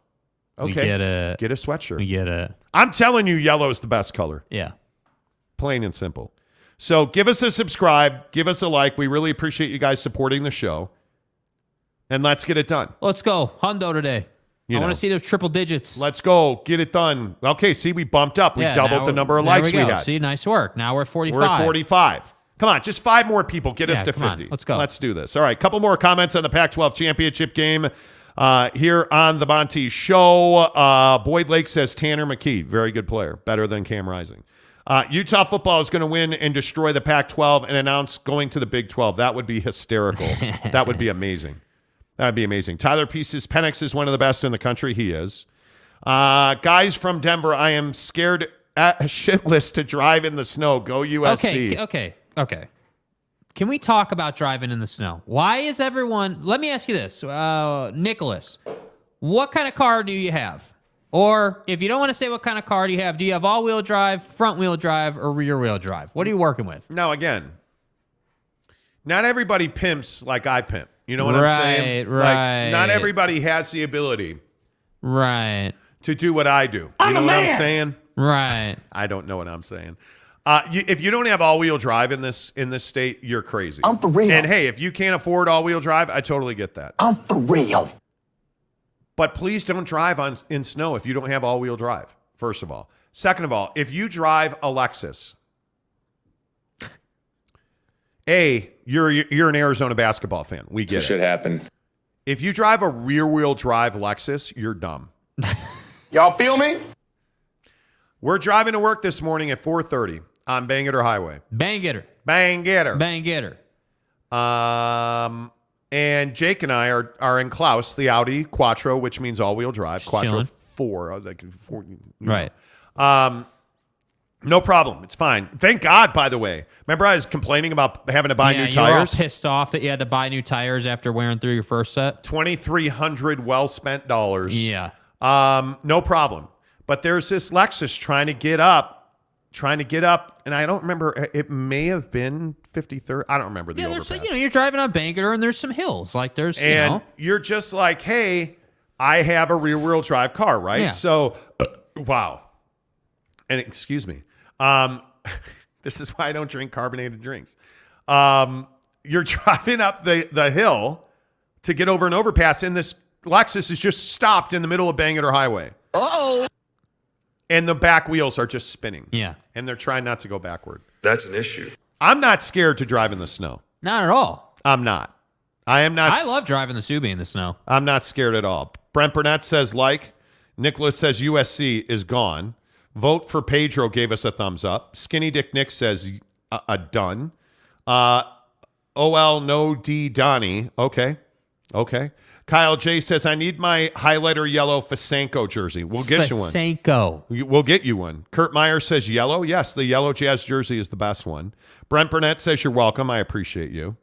Tanner says that sounds like a good deal, but I'm passing. I don't want to be in person to see Don blow out the Jazz. I do. I do. Tanner, when are you going to stop making excuses and actually come spend time with the homies? Yeah. What, like, I don't get it. Tanner just won't do it. If I bring a Super Soaker gun to the game, will you be upset? In all seriousness. Yeah. Come on. Ooh, we're at 48 likes now. Come on, people. Let's go. What did Nicholas say right there? Nicholas. Hey, you don't put baby in a corner. I don't know. If you have two-wheel drive, baby winds up in the corner. You know what I'm saying? Kurt Meyer says, as long as you don't show the park pollution.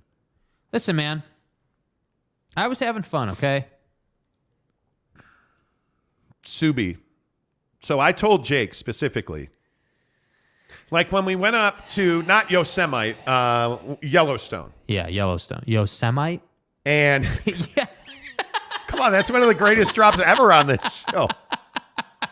That took me a minute. I didn't quite catch that first time around. That's one of the greatest Oh drops. my God, you dude, guys let me remember find this. when Donnie was like, Yosemite. Where is this? I That's need one this of in my life, dude. It's one of the greatest drops ever. He was trying to say, Yosemites. that's one of the greatest drops ever. Yosemites. Amazing. But we go up to Yellowstone. Yeah. And we actually stayed south. We were in the Tetons. We camped. Right. And I said to Jake, hey, we should all get in the Jeep. Don't want to drive 2 cars into Yellowstone. Did he listen? No. And you know why he didn't listen? Maybe I'd like to drive sometime. Now right? I could be wrong. I could be wrong. Well, if you want to drive and there's 4 people, you need a bigger car. Well, I could be wrong. That's Jake, A, speeding through Zion National Park. B, polluting Zion National Park. Degenerate. Absolute degenerate. The Big Mugamba says you haven't lived in Utah until you've seen an F-250 pushing a Honda Civic up 80 in February. Oh, dude, it's bad. I mean, that's amazing. Tanner says, LOL, no, Jake. If you bring Super Soaker to the game, I wouldn't be upset because I know that you'd be referring to yourself and Alex Chacon. Right. Don't start. Right. Don't start. Right. Don't start. Brent says, Tanner get kicked out with a Super Soaker fund. Exactly right. People need to go empty church parking lots and learn how to spin cookies. How I learned to drive in the snow. Yeah, I mean, dude. like people don't put enough time into learning how to drive in the snow because it's really not that difficult. Yep. Fat Jesus says, I'll only go to the game if Jake watches Rocky. Halftime discussion about the movie. See, and this is the problem with you damn millennials, you Yosemites. And with all due respect, you won't watch like Rock. No, I'm not watching Rocky. Not interested. How do you know you're not interested? I never said I wasn't interested. I said I hadn't watched it yet. No, terrible movie. Didn't say that. Terrible movie. Didn't say that. It's not, like it's not Lord of the Rings. So how good could it be if it's not Lord of the Rings? because it's garbage. I mean, listen. If it's not Lord of the Rings. Yeah, I need, if it's not Frodo. Well, listen, are there dragons and swords in it? Oh, there's not? No, that movie sucks. Yeah. Damn it. And it's my fault. I failed everybody as a parent. Tanner says, Jake, why won't you watch Rocky? It's not that I won't watch it. It's that buddy over here hasn't watched it with me. Alex Chacon says, hey, man, I haven't even said anything this morning. Why am I being brought in? Yeah, you know what I mean? See, and that's the thing, That's Tanner Plummer for you, man. That's my guy. A friendly fire, man. Like, that's a ricochet that hit Alex Chacon right in the shin. Yeah. Oh, my God. Tyler. Yeah, dude. Yep. Younger generations are soulless. We're getting somewhere. Hey. Yep. Oh, I love it. I absolutely love it. And the only thing that younger generations have that we don't have is they went to trydaytrading.com/Monty. Nothing? I can confirm it has stopped snowing, by the way. Wow, that's neat. Trydaytrading.com/Monty brings you all of our basketball talk on this show. Speaking of the Jazz, anytime we talk Jazz or the NBA, think trydaytrading.com/Monty. Get off the hamster wheel, friends. Stop searching for that perfect side hustle that's never shown up because it's not gonna. Oh, wait, it's actually here right now. It's trydaytrading.com/Monty. Day trading is absolutely a way for you to not only stop your side hustle chase, but to become your own boss. Everybody should be aspiring to work for themselves. Our economy was never set up for you to collect a paycheck. Our economy was set up for you to open business and thrive. That's what you're ultimately after, right? Like, if you're sitting here today and you're like, hey, it's Christmas time, not sure how I'm going to, get my son the Kung Fu grip on the G.I. Joe. Try daytrading.com/Monty. If you're the one stuck on Bang It or Highway in a rear-wheel, two-wheel drive car, and you're like, damn, I wish I could afford to get a new car that's all-wheel drive, try daytrading.com/Monty. It is what I say it is. Don't take my word for it. Go and watch the free webinar at trydaytrading.com/Monty. It's a free webinar, no obligation beyond just watching the webinar, and you're going to see that it is a transformative opportunity for you. And what that means is it's enough money where you don't have to side hustle anymore, where you don't have to drive DoorDash, where you don't have to drive Uber or Lyft. You stay home on snowy days because you work for yourself. You make the rules. You decide when you work. And it all starts by watching a free, no obligation webinar at trydaytrading.com/Monty. It's that simple. Make sure you tell me you heard about it on the Monty Show. Let's see. Salutations, Monty Show is what brother says. Let's talk about it. And I got a note ready. I got the note ready. Let's talk about what? What note do you have ready? Is that a jazz reference or? You know. Jeremy Bolton says, good morning, casuals. Bolton, what's up, my guy? Good to see you. Mike Maple says, Tanner, you opened the soap gate and now we all bring it up. That's exactly right. You know. That's exactly right. Alex Chacon says, Tanner, I forgot about that. I take responsibility for that one. I'm not taking responsibility for anything. I don't even care, man. Yeah, Tanner is that guy that's like, hey, man, I clipped the tape. I know what happened. Yeah, I got vids. Tanner, again, I'll just say, you are the reason that we talked about soaking. Hey, guys. One hundo P, that's on you. Hey, guys. That's on you. 100%. Hey, let me ask you real quick as we sit here this morning with the biggest stories in sports, talking about the Pac-12 championship game. Drop your score predictions because we absolutely need to talk about that.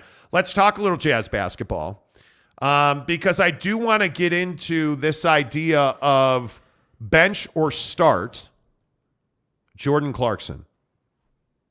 Where do you come down on this? Because I think it's an interesting conversation in that Jordan Clarkson made his name in this league, really in a Jazz uniform, as a sixth man. And Jake, in your opinion, and I think we differ on this, but in your opinion, has he been successful as a starter?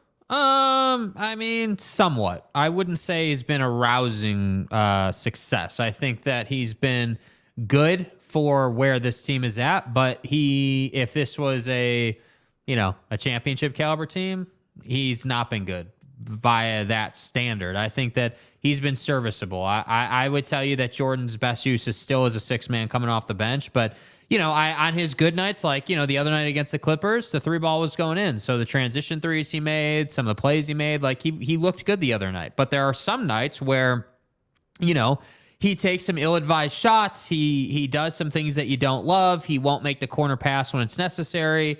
There are some things he does that just are not great. So to me, has he been successful as a starter on this team? Yeah, I think it's been relatively successful. But in the bigger picture with where they're going, no, I don't think Jordan Clarkson starting is a long-term solution at all. I think Jordan Clarkson starting is not a long-term solution. I look at the way that, again, that he cut his teeth on the Jazz was being a six-man, and I think it's one of the things this team misses. And I think the return, and from what I understand, Mike Conley's coming along nicely. Rudy Gay should be back shortly as well, but the return of Mike Conley offers an opportunity. But here's the question. Can you start Conley and Sexton on the same floor? I think you can. I think that you can because Conley brings enough leadership to keep things organized. The problem with JC and Sexton at the same time is they're both guys who run around with their hair on fire, and they're not thinking about the bigger picture and running offense. So Conley and Sexton, I think, do work together. Conley has to initiate offense. Like as we were talking about on the show yesterday, the one thing I really like about Mike Conley is he typically will get you into your offense anywhere between 17 and 15, 14 seconds left on the shot clock, which by NBA standards is pretty good. That usually means you're going to get a shot off by, 4 or 5 seconds left on the clock, which is plenty of time. So to me, yeah, I think you can run those two guys out there together. But again, Colin Sexton continues to be a project. You got to continue to develop him. Well, who are even your options, right? So Mike Conley's your starting one. Yeah. Who's your starting two?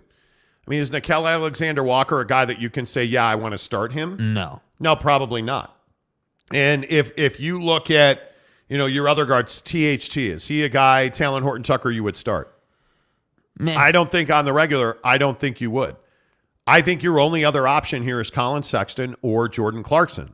Let me pose this question, though, because I think it's really fascinating inside this conversation. As far as starting JC.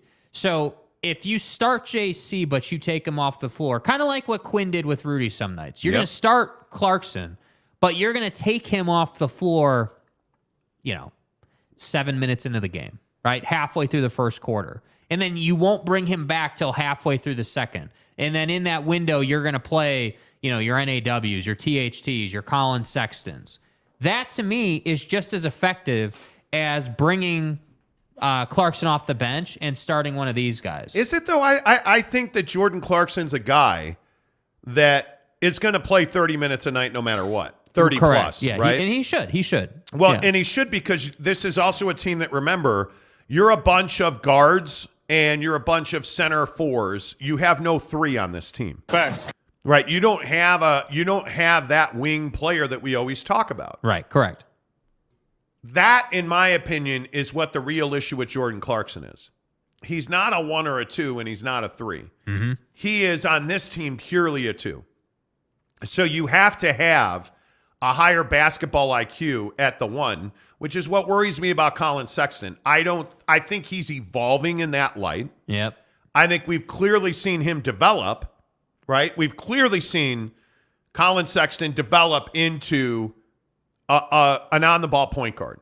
And his basketball IQ has gone up because he's learned. My question is, can Conley and Sexton start together? And I just don't love that. And I think the answer on this Jordan Clarkson thing is there's no other option but to start him at the 2. I don't love it. I would much rather have him be the guy that comes in at 6-7 minutes into the game. Yeah. Play him the rest of the first half. Bring him in. I would much rather see him in that role. But you don't have another option on this team. And this, again, goes back to, do we make trades? Do we not make trades? And everybody's like, hey, we got to keep this core together. I'm telling you right now, if you're not going to get a dynamic 2-3 guy, you're just going to be what you are. Yeah. You need a guy that can be that 2-3 combo and who can score from the wing. You need the Book, the Tatum. You need that body. You need that skill set. And you don't have that. And so when you don't have that and you don't have an alpha male, you're going to struggle in the order that the Jazz are struggling in. Because, again, not to point fingers, but a guy like a Lauri Markkanen is not a number 1. Facts. And you don't have a number 1 on this team. And people don't like that either, by the way. Well, and I understand why people don't like that. Yeah. I'm sure you don't. But when look at their front court. You look at a guy like Olynyk, Walker Kessler, Udoka Azubuike. Is there a starting NBA center in that group? There's not. There is not. Like, with all due respect to KO, he's not a starting center in this league. Right, yeah. Right? Yeah. You look at the power forwards you're running out there, you should be playing Lauri Markkanen at the 4. That's where you should be playing him. But you're not. You're playing Vando. Guys like Rudy Gay, when he's healthy, is a 4 on this team. He's not a 2-3 guy. Not anymore, not in his career. And so now you go down the list a little bit, and it's like, all right, well, what about Fontecchio? That's a guy that you think should develop into more minutes, but he hasn't. Yeah.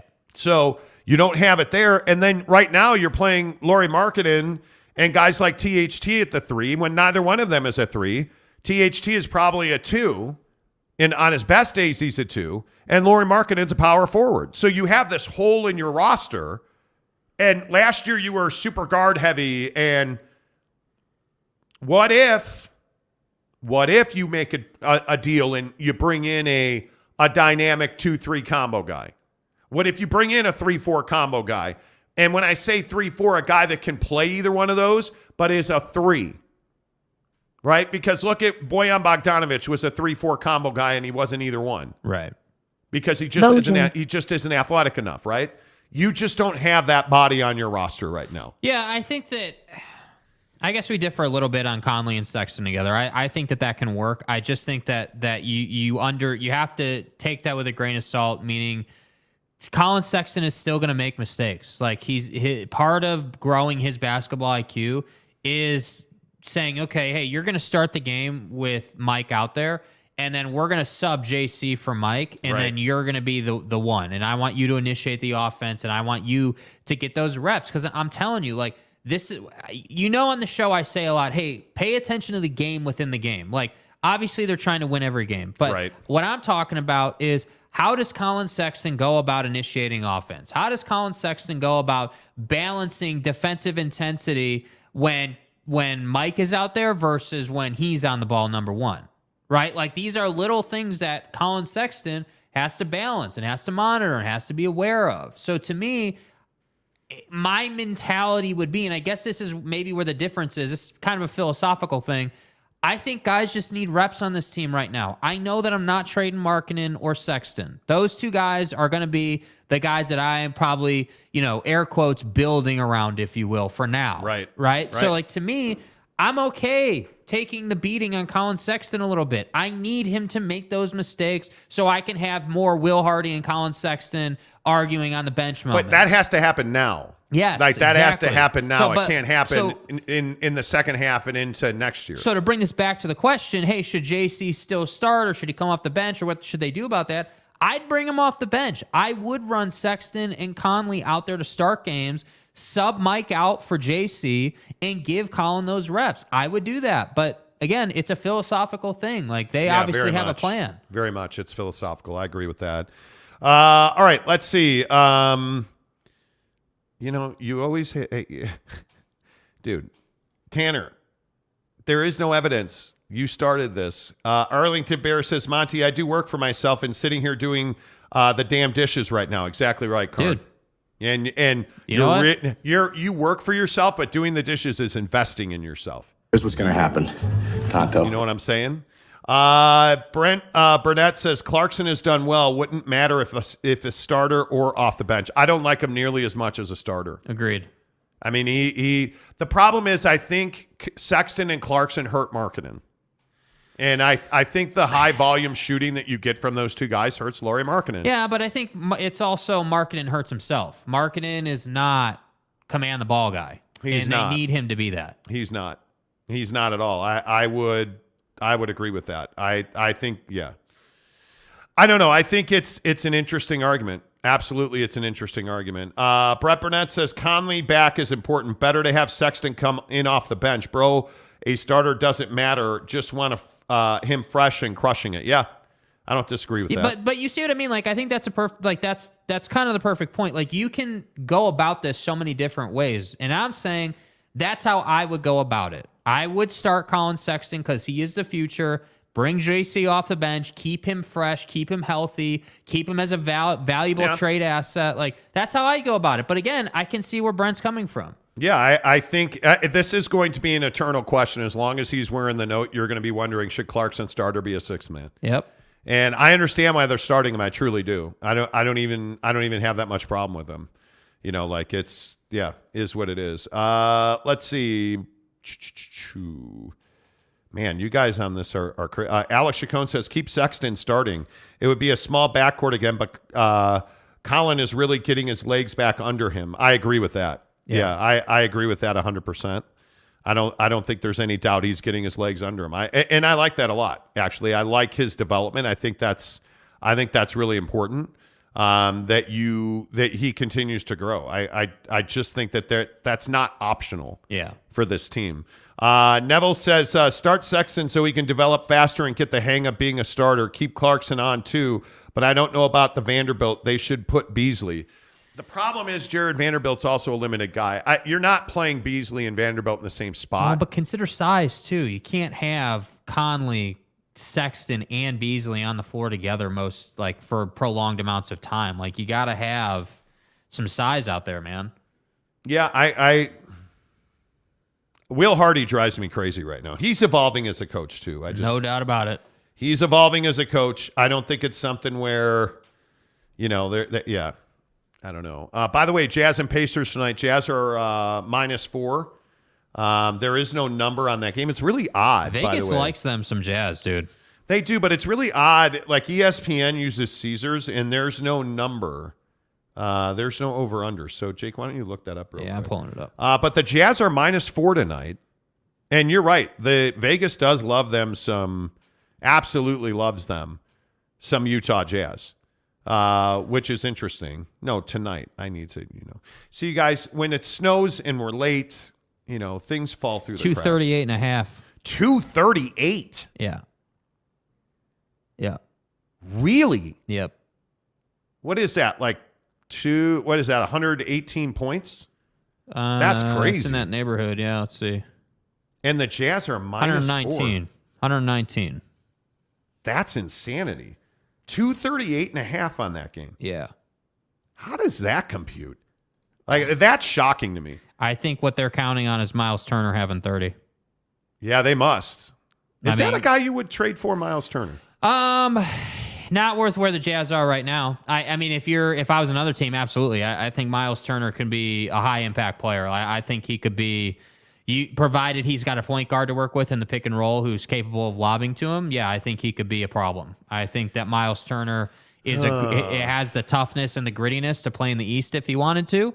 Obviously, he plays there now, but like when I say the East, like a Boston or like a Nets or like a contender. He's got the grit to kind of put you over the top as a title contender. But I also think in the West there are opportunities. I look at, any of those teams that are trying to get better. You look at, it's funny, you look at the Lakers right now, and they kind of need to figure out this AD thing. Like, I wouldn't mind putting a package of 3-teamer together that got the Lakers Miles Turner. I wouldn't mind that at all. I think that there are a lot of options. But for the Jazz, Miles Turner is just too high of a cost with where you're at right now. You're not ready for that.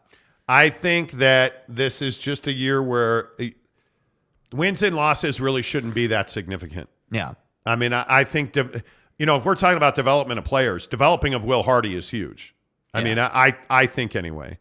And by the way, I think the Pacers are very good. Not very good. The Pacers are good. I think the Pacers are a playoff team. And that's why I'm not surprised they haven't traded Miles Turner yet, because I think he and Buddy Hield are still big contributors for them. But yeah, I mean, the team changed when you did the Brogdon trade, and obviously the Halliburton Sabonis trade was definitely a fundamental change, transformative. Yeah. To get Tyrese Halliburton, and they went to Sacramento and died the other night. But I think a lot of teams are going to do that this year. But if you look at a guy like I'm a huge fan of Jalen Smith. I think it's really interesting that he just was not a contributor for the Jazz. Yeah. But he's gotten the opportunity now to play heavier minutes. And that you're getting 22 points on 19 minutes from him against Sacramento is really a big spurt of growth for him. 22 points on 19 minutes is damn good. Yeah, but you get 28 minutes out of Turner the other night, 4 points, 6 boards, 0 of 3 from 3. That's not good. But that team's a handful.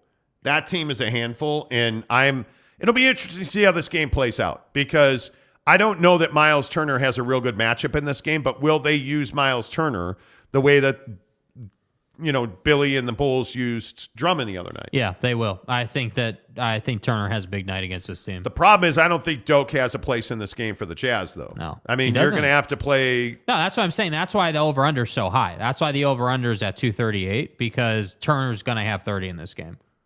You think he has 30 in this game? Yeah, I think he dominates them. Yeah. I don't know. It's going to be, he's a tough guard for the Jazz. Vanderbilt's too small. Kessler is tall but too slight, and Azubuike's too young and not capable. By the way, I made a call to the league office last night. Me and Sylvie were talking, and you and Sylvie. Yeah, Adam Silver, the commissioner of the NBA, my good buddy. We're friends. Right, you and dude. Hey, guys. Yeah, we've never talked. Right. But I did chew his ass out because there was only one game last night. It was Pistons and Mavs. Embarrassing, dude. One game on a Thursday night. Caleb's probably sitting there like, yeah, that was a great game. Yeah, best team in the NBA. Yeah, Detroit Pistons. Best team. But tonight, by the way, just real quick, because I know we got to get to football at 50. Bulls, Warriors in San Francisco. Huge game. Where's your boy playing? What are you strengthening your forearm to tonight? Well, they're playing the Rockets at home. The Suns and Rockets. Uh-huh. That game is in Phoenix. Bucks Lakers in Milwaukee. Chris Middleton makes his debut tonight. Yeah, I'm going to miss it all because we're going to be at my wife wants to go and play pool and watch the game. Mrs. Monty wants to go out and play pool and watch the game. Are you here for that? Yeah, I mean, I don't have plans tonight, so yeah, I guess I am here. Well, I mean, you're going to grace us with your... Well, I don't have plans. I mean, I guess I can hang out with you guys. Whatever. How about that? Yeah, how about that? How about football 50, 10 of the hour, every hour on the Monty Show? Are you serious? You were not ready. Unbelievable. Football 50, 10 of the hour, every hour On the Monty Show. Do I break balls too much? I probably do. It's fine. I probably do. There's expectations. Yeah. That you're gonna. I mean, you do call me fat every day. Every day. At least 5 times. Religiously. Yeah, Chubbs. Anyway, I don't know what Nick's Chubb has to do with this. Swole. Football 50-10 of the hour, every hour on the Monty Show. Presented by Papa Murphy's Pizza. I want my pizza tonight. Yes. I was like all fired up about it.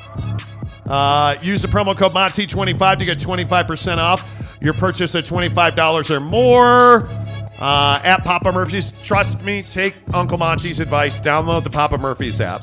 It's the easiest way. Order your pizza right now and say you want to have it kicks off at 6. Hey, have the pizza pick up at 5. Make sure you order the take and bake chocolate chip cookies as well. 2 pizzas. They'll be sitting on the to-go rack when you walk in the door, ready to rock and roll. Pick them up, walk out, get home, drop them on the Traeger smoker. Bada boom, bada bing. Done. Kickoffs at 6, fresh pizza and cookies, ready to rock and roll. Yeah. That's what I'm saying. Let's talk football right now, thanks to our friends at Papa Murphy's. What do you guys make of this Antonio Brown situation in Florida? In Florida. Did you hear about this? Former NFL malcontent and I think mental health struggler, Antonio Brown. And I do think he battles mental illness. I just don't see any other explanation for this. He apparently had an altercation with a woman at his home. She was either living there or staying there. They had an argument that turned physical. He threw a shoe at her and then locked her out of the house. She called the cops. The cops issued a warrant for his arrest, and he refused to come out of his house when the cops came to serve the warrant. I just don't know what you do with a guy like this. Like, I don't think there's any reaching or quote-unquote fixing him. You're watching another Ye Kanye thing every day. I think he just is battling himself. I actually feel bad for Antonio Brown. Yeah, I mean, I also think a key part of what happened the other day is they said that he had weapons in the house as well. So there was like a standoff, and like it was a big deal. Like you had them negotiating with him over a loudspeaker. Like it was not, knock on the door and say, "Hey, Antonio, we're here. Why don't you get in the car?" Like it was a big contentious deal, and I think that Antonio Brown, like no disrespect, but you need help, man. And I think that hopefully he gets some help. Hopefully that this process allows him to get to a place where he gets help. And I think that that's what needs to happen. And, it's sad. Yeah, it is really sad. But unfortunately, like this is what happens when you don't have a no guy and you don't have systems in place and structure. When you just make money and you do whatever the hell you want, this is what happens. Yeah, Antonio Brown, just earlier this month, actually I think in November, was ordered to pay a moving truck driver $1.2 million after he physically assaulted the guy. And then obviously a year ago, he got cut from the Tampa Bay Buccaneers after he melted down and threw his clothes into the stands. It's just really unfortunate. Yeah. It is really, really unfortunate. One of the other stories I think is so interesting in the football world. What do you make of this Deion Sanders story that Cincinnati has offered Deion Sanders prime their football coaching position to replace Luke Fickell, who went to Wisconsin? Right. Would you if you're Cincinnati, are you hiring Deion Sanders? Yes. You are? As soon as possible. Yes. Because I think that the thing with Deion that no one seems to talk about is Deion Sanders isn't going to go to a first P5 job. Yeah. You're not going to a school that is not like prolific in a sense. Like you're not going to go the problem with Colorado is they're Colorado. They haven't done anything and they're a low profile institution. That's the problem. So I think, and this is just my opinion, I think Deion wants to go somewhere that has had some level of success, but also somewhere that has more succeeding to do. And he wants to be that guy that takes them to the college football playoff, as an example, which Fickell obviously, did they get to the playoff under Fickell? Yeah, I believe they did last year they got there. Yeah. So I think that Deion just wants to be somewhere that gets national recognition. I don't think Colorado really checks that box. Well, the Big 12 checks that box, and obviously Cincinnati going into the Big 12, and I mean, that's a big hire for Cincinnati. I mean, do you trust Deion Sanders to build and run your program? I think I actually do. Yeah. I think Deion Sanders, the personality, I think he can recruit the hell out of any household in this country. And I think he's shown that. I think he has absolutely shown that. Brent Burnett says Colorado sucks and would be a hard job compared to so many opportunities. Yeah, I just don't think they, like, for Deion, it's not a fit, in my opinion. Funny. Brent also says Brown is screwed. He needs Wilson. Okay. Castaway movie reference for those who don't know who Wilson is. The volleyball. I know who Wilson is, bro. Have you seen Castaway? Yes, many times. It's a great movie. Okay, good. Just checking. Forrest G says, morning, fellas. Go Jazz. Let's do it. Travis Bird, Big Daddy Magic, says, Monty and Jake, you need knowledge. Josh Allen is your beloved MVP. Yeah, we'll see. He played pretty well last night. Alex Chacon says, wait, is Sanders leaving Jackson State? Yeah, I think most people believe he is. I think he is. Brother says, I feel bad either, but if he's in trouble, they need some help. Call the therapy or attorney. Antonio Brown is a great guy. They need some back. He needs some help. I agree with that. Agreed. I agree with that. Absolutely. I agree with that. Tanner Plummer says, prime time be like, we're on to Cincinnati. Exactly right. Yeah, dude. Boyd Lake says, fat religiously. Okay. Josh Lovern says, better QB, Wilson the volleyball, Russell Wilson, or Zachy Poo Wilson? I'm going to go Wilson the volleyball. I'm going to go Wilson the volleyball. Yeah, Wilson the volleyball. I would agree 100%. Yeah. Jeremy Bolton says, man, if Prime goes to Colorado, that's going to make the rivalry between Utah and Colorado interesting. That'd be fun. I would be surprised, dude. Fab, F. Antonio Brown, signed Raider Nation. Exactly right. Boyd Lake says, AB, another dude imploding in full view. Did you guys see the Kanye interview on Alex Jones yesterday? Dude. First of all, I just said Kanye went on Alex Jones yesterday. Yeah, we got video in there if you want to play it. It's crazy. Yeah. I don't know. I don't know what to. Oh, here it is right here. I don't know what people are doing or what people are thinking. You're not a Nazi. You don't deserve to be called that and demonized. Well, I see good things about Hitler also. I love everyone, and Jewish people are not going to tell me you can love, us, and you can love what we're doing to you with the contracts, and you can love what we're pushing with the pornography. But this guy that invented highways, invented the very microphone that I use as a musician, you can't say out loud that this person ever did anything good, and I'm done with that. Wow. Like, first of all, he is talking about Hitler right there on Alex Jones. Yeah. And no, he did not invent the microphone or the microwave. By the way, did I mention he's wearing a stocking on his face? He's wearing like a mask. That's Kanye West under that mask. Yeah, which I think is hysterical. What are we doing? Like, I look at these guys, and again, I don't know Ye or whatever the hell his name is today. But tell me again that guy's not battling mental health. Yeah. Are you serious right now? Yeah. Like, we were watching that on Twitter. Everybody was tweeting about it. We were watching it on Twitter. I was actually I felt awful for Kanye. It's disturbing. It is disturbing. Like, it's really disturbing. But again, it's guys like Antonio Brown. It's guys like Kanye. It's all these guys who can't get out of their own way. Yeah. And they just don't have the facilities to help themselves, and it's why we've got to stop having mental health in the shadows in the alleyways. We've got to bring it out front. Football 50, 10 of the hour, every hour, presented by our good friends at Papa Murphy's Pizza. Papa Murphy's presents How to Change the Way You Pizza. Step 1, carefully knead dough. Step 2, artfully spread sauce. Step 3, add fresh mozzarella and assemble toppings. Step 4, realize we already did all that for you, so all you have to do is bake it. For a limited time only, get the Hog Heaven Pizza with Canadian bacon, ground sausage, and crispy bacon.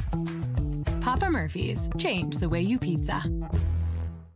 I mean, use the promo code Monty25 to get 25% off your purchase of $25 or more at Papa Murphy's Pizza. I see all of you commenting on Kanye. Yeah, it's crazy.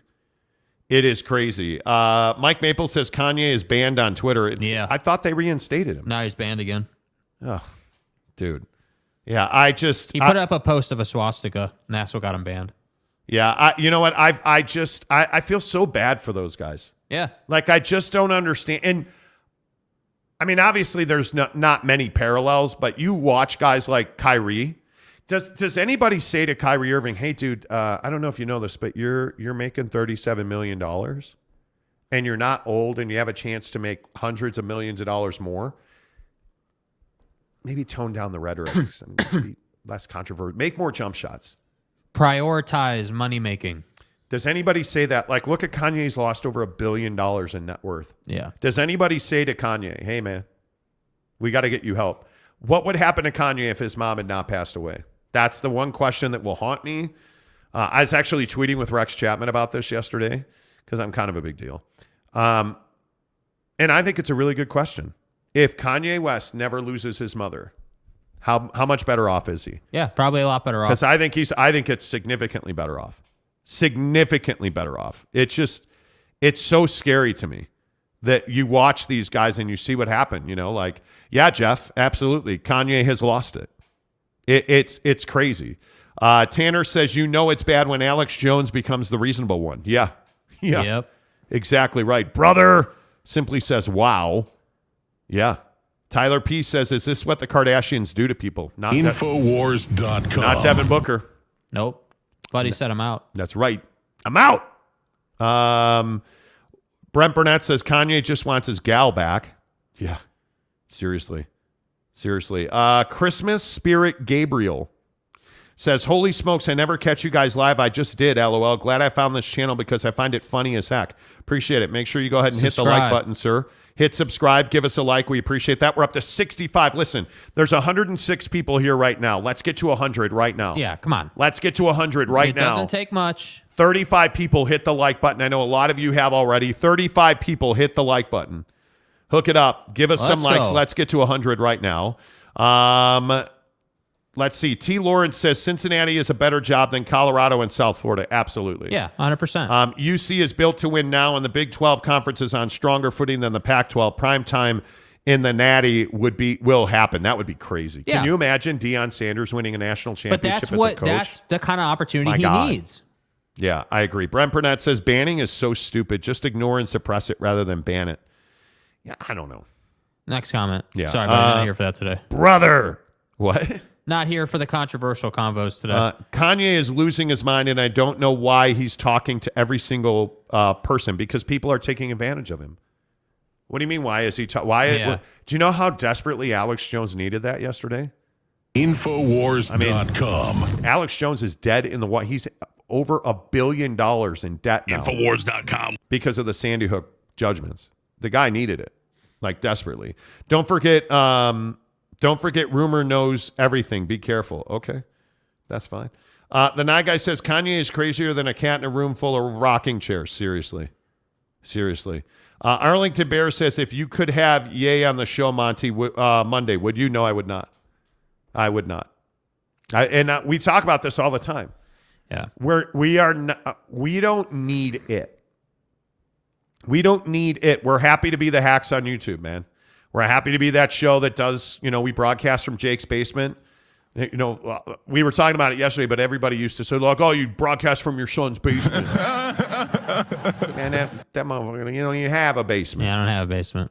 But the point is, we're happy to be the hacks on YouTube that broadcast in Jake's basement. Yeah. Like, hey, we're doing just fine. Mike Maple says, spot on, Tanner. So the answer is no, I would not have Kanye on the show.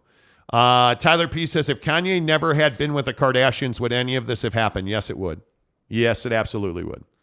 And I disagree with you. Khloe did not damn near kill Lamar. Khloe Kardashian, what she did for Lamar Odom, and I'm not even self-aggrandizing any of that. Lamar Odom and I have talked about this. And Lamar Odom is an incredible addict. It is insane. Way back in the day when I worked in Los Angeles and at Sporting News Radio, Lamar and I had like a 2-hour conversation. He called in to do an interview, and we talked about his child passing away. He had a little daughter of his passed. And he was pretty straight up about it. He's like, yeah, dude, like it crushed me and it changed my life. And Kanye West is mentally ill. Lamar Odom's not mentally ill. He is absolutely a raging addict. And for those of you who don't know, he died in a whorehouse in Nevada, Lamar Odom. He's in this whorehouse in Nevada, and I'm not making this up. Go look. And he is just crazed out of his mind on substances like drugs, alcohol. He dies in that whorehouse. Yeah. They save his life, and Chloe stayed with him and was loyal to him. And she's that gal. Tristan Thompson has cheated on her 18 ways to Sunday. Right? And they have kids together. She's that girl. Khloe Kardashian did not ruin Lamar Odom. Lamar Odom ruined Khloe Kardashian, in my opinion. Cocaine is a hell of a drug. You know, Mike Maple says Kanye brought up Chris Paul too. He did? I didn't hear that. Tanner says, Arlington, if they brought Ye on the show, they would lose a ton of listeners, and rightfully so. Yeah, I just wouldn't do it. Wouldn't do it. Jeremy Bolton says, if we get to 100 likes, we continue to call Tanner the Super Soaker. Let's do it. Let's do it. Where are we at? We are at 76 likes. No, just jump to 76. Yeah, I went from 66 to 76 that quick. Yeah, after come on, one let's comment. go. 24 likes to go. Come on. We get to 100 there's 100 people watching. Let's make it interesting. It's 8:08. If we get to 100 by 8:10, 2 minutes. In the next 2 minutes, if we get to 100 likes, we will no longer call him Tanner Plummer. He will only be the Super Soaker. Again, there's evidence this was not our idea. This is not our idea. Yeah, not our idea. This was not us. You know, I'm just saying. We're at 78. Come on, let's go. Come on, you got a minute and a half. 22 to go. Tanner is sweating this out. Yeah. Christopher says Kanye and Antonio Brown have gone off the deep end for sure. Yep. Jeremy, no, I'm not going there again. Tanner says, well, you better hope we don't get to 100 likes in the next 90 seconds. 81. Uh-oh. 81. 81. 81. Yeah, maybe we'll look at Kurt Myers right there. Kurt Myers says he wants Monty merch with the Super Soaker on it. Damn. Mike Maple says claimed he caught Kim with Chris Paul. Yeah, he did claim that. That's right. Did he really? Yeah, he claimed that, yeah. I didn't watch large swaths of the interview. I watched about 20 seconds of it, and I just couldn't do it. Yeah. I just could not do it. Wow, that's crazy. Riley O'Brien says, let's go. Okay, where are we at? Jeremy Bolton says, you fools better hit the like button or it's Caruso talk every 6th of the month at 6 on the hour. Exactly right. We are at 85. Oh, come on, you guys. 1 minute. 1 minute. 15 people need to hit the like button. 1 minute. How many people are watching? Come on. 106 people right now are watching this show. We just need 15 people to hit the like button who haven't hit it yet, and Tanner Plummer will forever be known. Look at Alex Chacon. I instantly hit the like button. I'm telling you. Let's go. Let's go. Tanner says, I don't care about the 100 likes because the facts speak for themselves. Come on, let's go. You got 86. Come on, you guys. 30, we got like 30 seconds. We got like 30 seconds. People won't do it. We won't. Let's see. Tanner, you might look at Forrest G. We need Super Soaker merch. Dude, Tanner, we may need to talk to you about getting your face on a shirt, man. The Nye guy says, I broke my finger on the like button. I don't think we made it, though. We did not. We're at 90. Yeah. We're at 90. Okay, so I'm going to count to 20 right now. I'm going to count to 20 right now. Single up on yourself. Let's get the iPhone out. Let's get the timer timer the out. iPhone out. Yep. And if we get to, let's go to 0. Let's go up to 20. Boy, Tanner is living dangerously. 20 seconds. Okay. Single up on me. There's 20 seconds. Come on, let's go. By the time this thing expires right here. Come on. Come on, you guys. If we get to 100, it's not probably going to happen, is it? Dang. It's not going to happen. 5, 4, 3, 2, 1. He came up short. It's over. Okay. You're saved, Tanner.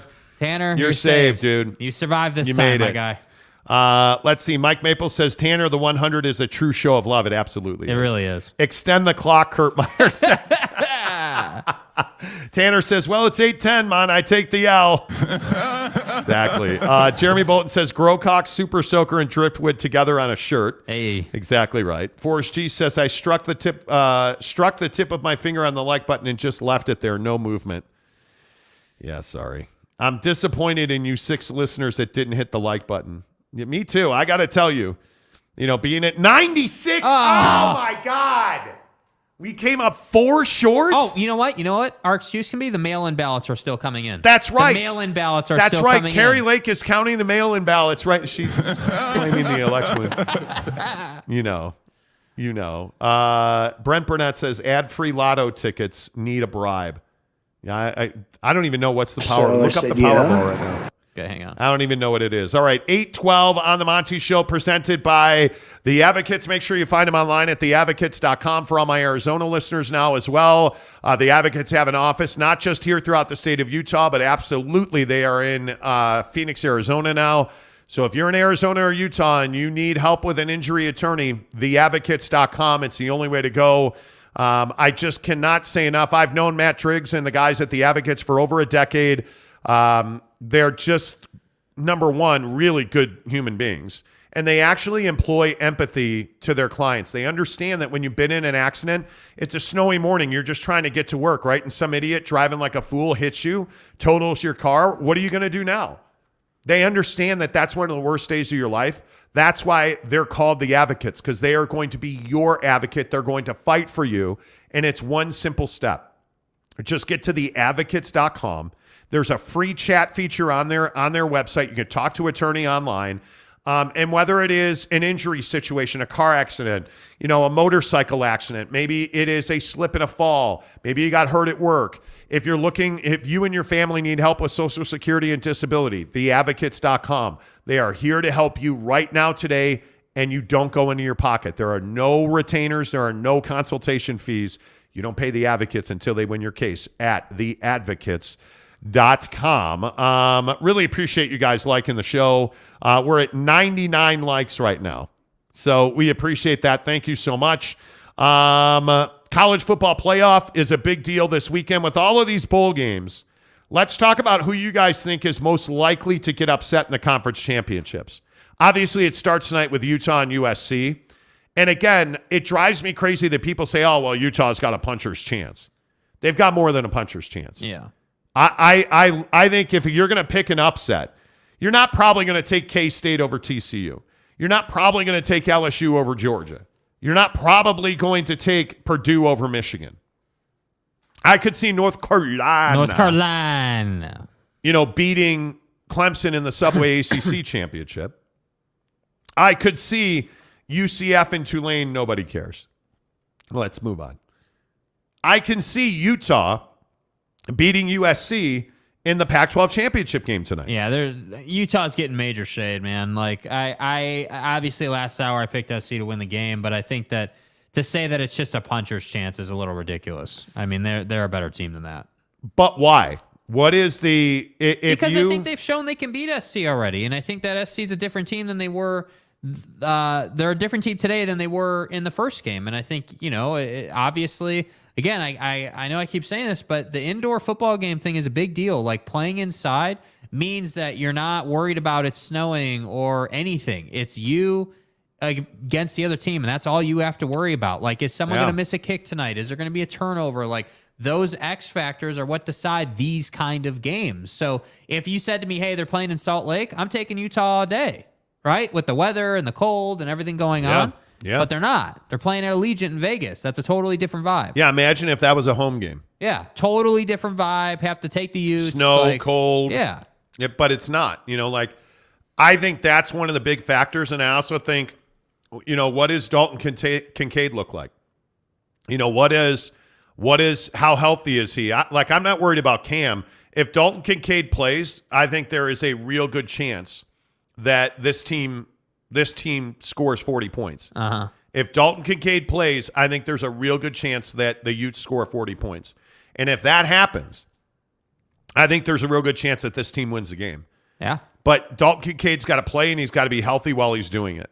And he has to be fully effective because Cam Rising, if Cam gets a total yard number on Cam Rising, if Cam's 350, 400, I think it's absolutely more than a puncher's chance. Yeah. More than a puncher's chance. I'm with you. I don't like that saying. That's At disrespectful. All. So, like it's just, yeah, I think that you have to, in my opinion anyway, I think you have to give Utah more respect than that. Greg Hawkins. Guys, how did TCU get to the college football playoff before us? Well, they beat a hell of a lot of good teams this year. It's Oklahoma, it's Kansas, ranked. They're all ranked. Oklahoma, Kansas, Okie State, K-State, Texas, at Texas, DKR. They beat Texas, right? They beat Baylor. It is a pretty impressive route to the Big 12 championship. Yes. Now, they haven't gotten to the college football playoff yet. They're going to have to win tomorrow. It's odd, though. Did you guys see that the Big 12 championships is an 11 Central kickoff? Yeah. That's weird to me. The Big 12, little brother. Yeah, and that game, by the way, is at Texas Stadium or at Cowboy Stadium in Arlington. Jarrah World. Inside on turf. I mean, look, K-State's not a pushover. K-State's legit. And you look at some of their wins, again, they beat Oklahoma, but my mom beat Oklahoma this year, right? Yeah. Their first matchup with TCU was not a blowout. That first matchup with TCU was 38-28. And again, Duggan was 280 and 3 touchdowns with no turnovers. Kendre Miller in that game had 153 yards and 2 scores. Yeah. Like they dominated in that game. But I also point out that it's not as though K-State couldn't play with Texas Tech. I mean, you look at the numbers in that game, Texas Tech couldn't play with TCU. TCU put up 495 total yards in that game. Yeah. That's the biggest thing about TCU is their offense is prolific. Yeah. That's why they are where they are. You look at Cam, again, the limitations are always the same on Utah football's offense. You're not explosive. You don't have quality at wide receiver. And you've had a lot of this Tavion Thomas thing. Yeah. The biggest problem with Tavion Thomas is it perpetuated drama. And this Utah team, they didn't need their quarterback quitting. They didn't need players, passing away off the field. You didn't need that. You didn't need Tavion with all of this off the field stuff. And I don't care if he quit or they kicked him off the team. It doesn't matter to me. It's drama. Yeah. It's drama. And now you've got Utah football players having to say, well, we're focused on the guys that are here. It's more drama, right? And Cam Rising is arguably the best quarterback you've had, certainly under Kyle Whittingham. Yeah. But you still have this drama component. And now, by the way, you don't have wide receivers that are prolific. Keithy being hurt's a big deal. Dalton Kincaid stepped in to fill that gap. Is Dalton 100%? I don't know. But if they put up 350 to 400 yards, if Cam Rising accounts for 350 yards, they're going to probably win the game. Yeah. For him to do that, Dalton Kincaid's got to have a big day. Totally. And I would guess they'll double Dalton all night. Yeah. Brent Burnett says TCU crazy turnaround from last year. Yeah. Transfer portal. Did we get to 100? We did. 103 there likes. Hey, how about Let's that? go. How about that? Unfortunately, it's 10 minutes too late, but we appreciate it.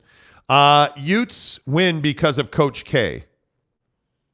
Mike Krzyzewski's coming to the game, or what do you mean? Kurt Meyer says, "Let's go, Tanner." Rah rah. Tanner won.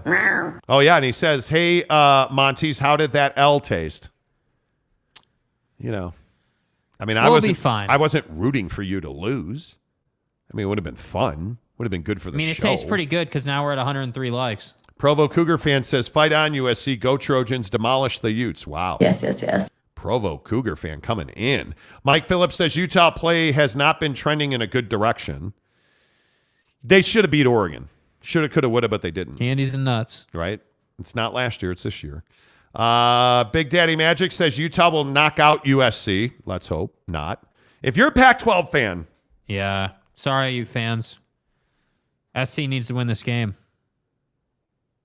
If USC goes to the college football playoff, how important is that for Kliavkoff and the Pac-12? Hey, guys. Dude, That's a huge moment in time. Yes, it's clutch. That is a huge moment in time. So I'm saying you got to go SC tonight. Huge moment in time. Josh Lovren says Utah has 4 L's in play in the Pac-12. Okay. What does that even mean, dude? What does that mean? I have no idea what that means. Mike Phillips says Cam has to be smarter with the ball. He does. Caleb Lovren says Caleb Williams is playing better now than the last time they met, too. Well, I mean, Caleb was going to win the Heisman. But what you can't get away from with USC is it gets dangerous for them when they get in shootouts. Yeah. And when you're playing against a defense like Utah that's very opportunistic and very good against the pass, they're also getting a second look at Caleb Williams. You want to give Kyle Whittingham and this talented secondary a second look at your quarterback throwing the ball? Because I don't. I mean, you're going to have to come up with something new. Keep it real. And Lincoln Riley's a hell of a coach. Kay Nurin says Utah goes to the Rose Bowl and wins. That'd be awesome. Not for the Pac-12, though. Brett Burnett says Utes lost some games that they easily could have and should have won at the end, but choked. Well, the Oregon game is no better example than that. Oh, I think there's several. I think the UCLA game, Oregon, Florida, the Florida game is probably the biggest kick in the balls, if you will, because kick in the balls. That's a game you should have won. Kick in the balls. And I don't think anyone disputes that. I would agree with that. I think it's interesting to see where, where you. I don't know. Here's my question. Coulda, shoulda. Is that worth anything? Does coulda, shoulda mean anything? No. Coulda, shoulda doesn't mean a damn thing. Like, coulda, shoulda is, I shoulda got gas and I ran out. Well, cool. Neat. Right? I think it is. I think it'll be interesting to see how this game plays out. Yeah. Interesting note, by the way, that Sean Nua is rumored to be the next defensive coordinator of the BYU Cougars. Okay. Which could be really interesting. A DM from a fairly interesting fellow says that Sean Nua is likely to be the next defensive coordinator. Okay. Do you like that? I will be honest. I'd have to do my homework on Sean Nua. Well, BYU ties, obviously. USC, he's coach at USC right now on the defensive line. Yeah. I don't know that that's true. I'm not telling you that's a fact. But if Sean Nua is your defensive coordinator, are you happy with that? I'm actually happy with that. I mean, obviously, he's a guy that played in the league. Obviously, it's a guy that played at BYU. And he's got extensive defensive line experience in the Pac-12, which you really like. And I think it's very interesting that this is a guy who also coached for load, please. Thank you. He coached the D-line at Navy. Yeah. Coached the D-line at Arizona State. Coached the D-line at Michigan. Coached the D-line at USC. Like, he's got extensive experience. He's won a Super Bowl as a player, which I think is huge. Yeah, I mean, he's got credentials. But he's got BYU ties. I think he works. Yeah. Oh, he works. I mean, yeah, like resume-wise, he works fine. Obviously, like you just said, BYU ties. But I think that let's not get way ahead of ourselves and say, is this guy a good fit? The true answer to is he a good fit is the defensive line going to play better against the run? Are you gonna play a true 4-3 with 2 eye safeties? Like, what are you gonna do? You know what I mean? Like, are we actually gonna get man to man? Like, until I see that, then I'll tell you if he's a good fit or not. But just on a surface level, yeah, guy's got experience. He's coached in major programs, obviously Super Bowl. Like, yeah, clearly the guy's got some skill. Clearly the guy knows what he's doing. So I would hope that that's an upgrade. And, I'm just texting with some folks, so I apologize for being distracted. It is interesting to me that it kind of explains the timeline, because a lot of people have been asking me, well, why haven't we heard? And it's odd we haven't heard. I feel like everyone wants them to just name somebody like tomorrow.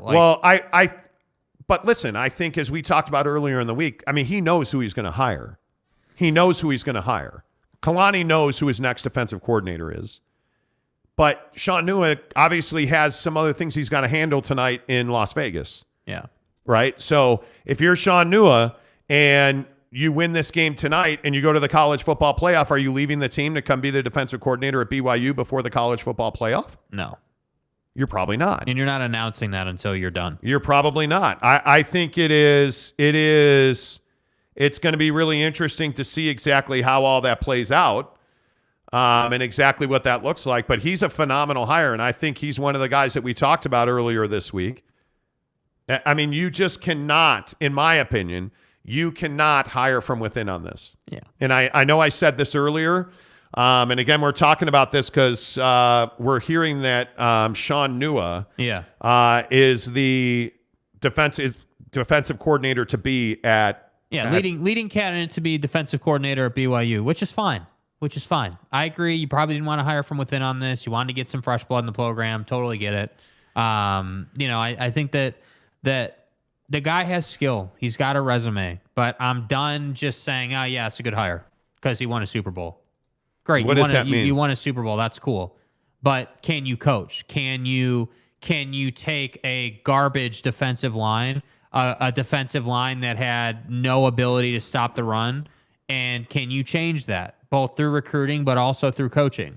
Can you solidify your defense in the trenches? Because that's where it starts. Like, I know all season long we talked about linebackers, and before last year it was safety play and them being lost and being in the wrong spot. Notice we didn't really talk too much about the safeties this year. What did we talk about? We talked about the defensive line and having defensive ends cover the flat, having linebackers missing assignment, Max Tooley trying to do too much, right? So to me, the core issues on the defense right now are stopping the run. If you stop the run, a lot of your problems go away. And so that's why I say, does this guy look good? Yes, absolutely. Sean Nua looks very capable, a lot of credentials, seems skilled, seems to know what he's doing, seems like a good hire. But I think we do guys injustice when we say, yeah, that's a good hire, before we've even given them a chance to show us what they can actually do. Yeah, well, one of the guys I'm talking to right now is saying that he's making $565,000 at USC as a defensive coordinator. Whew. Yeah, well, you want good talent, you got to pay for it. That's a lot of money. And again, this goes right back to all the mid-level changes in the money-making machine at BYU we discussed last week, right? Where you have long-time, loyal, every-year boosters who are pissed, that their widget-making company that they were told would be exclusive is no longer exclusive, and they're leaving the program. Yeah, right? I don't know. That's going to be interesting to see what he's actually making. That seemed... I mean, is Kalani Sitake going to have the budget to pay Sean Nua $1 million to be his next defensive coordinator? I don't know. I mean, I can't believe.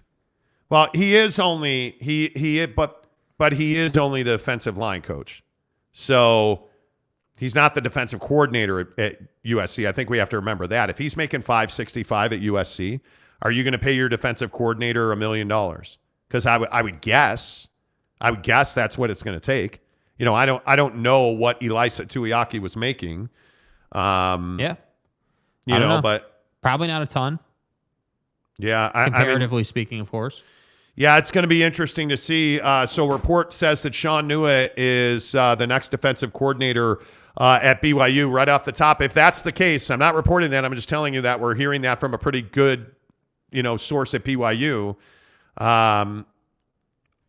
If that is in fact the case, I actually really like the hire. And my guess is that he fits seamlessly in the Kalani staff. I think it's going to be tough to get him in the next 3 weeks. And obviously this is an important recruiting window. This is an important practice window as well, because you're getting extra practices with the bowl game. You're getting extra recruiting. I think this is an incredibly important time of the year. December and January make or break a lot of programs. So it'll be interesting to see exactly how all that pays out. But it'll be interesting to see exactly where this comes down. The money thing's really fascinating to me. The money thing's really fascinating to me. Yeah, because it's cumulative. It compounds. Like you haven't had, like, you did the Bill Parr deal, but it's not like you've been lighting the world on fire with advertising deals lately. Fresh ones, I mean, right? You've had your base of deals, but fresh ones. And so when you're not bringing in fresh money into the program, you have to figure out, okay, well, just how much can we pay Sean Nua? Because to be a DC, it's probably going to take $1 million. Well, and from what I understand, he does not have a buyout. He does not have a buyout at USC. And the belief is that his BYU DC salary would be between $6 and $665. Okay. So, I mean, that's a pretty good number doable, for a defensive coordinator. And of course, now my phone is ringing like crazy. But, it'll be interesting to see exactly how that plays out. Yeah. Sean Nua would be a very good hire. Yeah, it would be a good hire on a surface level. But I think that, on this topic, in this situation, like, I think that you just have to, this is what I said about the Jazz when they were winning all that game, right? I feel the same way about this. Yeah, great hire. But does it go from a great hire to an elite hire if he can stop the run? Conversely, does it go to a bad hire if he doesn't do anything, if it was just all paper noise and not actually translating on the field? That same way, I don't think Kalani would hire someone who he didn't believe could perform. So that's what I'm saying. I think this guy has skill. I know this guy has a resume, and he's got experience. But the fact is, in football, it comes down to performing. And I don't want to sit here, or I'm not going to sit here and say, hey, yeah, this is some great hire and then, come fall camp, we're still talking about stopping the run. Like, I hope that we see good recruiting this offseason through the portal. Hopefully there's some NIL traction that comes into the program, and you're able to make some noise. That's what has to happen, especially headed into the Big 12. Well, the interesting thing is, from what I understand, he was making $435 at Michigan. He was making, and I mean, that makes sense. If you go to USC, you got to pay more for your staff there, because obviously it's Los Angeles. Your cost of living is significantly more. I mean, let's call it $600,000. Let's say he makes $600 at BYU. That's a big raise, especially if you can stop the run. Well, but no. Like, think about the financials of that. Though. Seriously, look at that. Yeah. We lived in Los Angeles and moved to Utah. Yeah. The cost of living, I mean, he can buy a palace for what it would cost to buy a one-bedroom apartment in Los Angeles. So the cost of living is significantly less. Obviously, he knows Provo and the state of Utah well. I mean, that makes a lot of sense.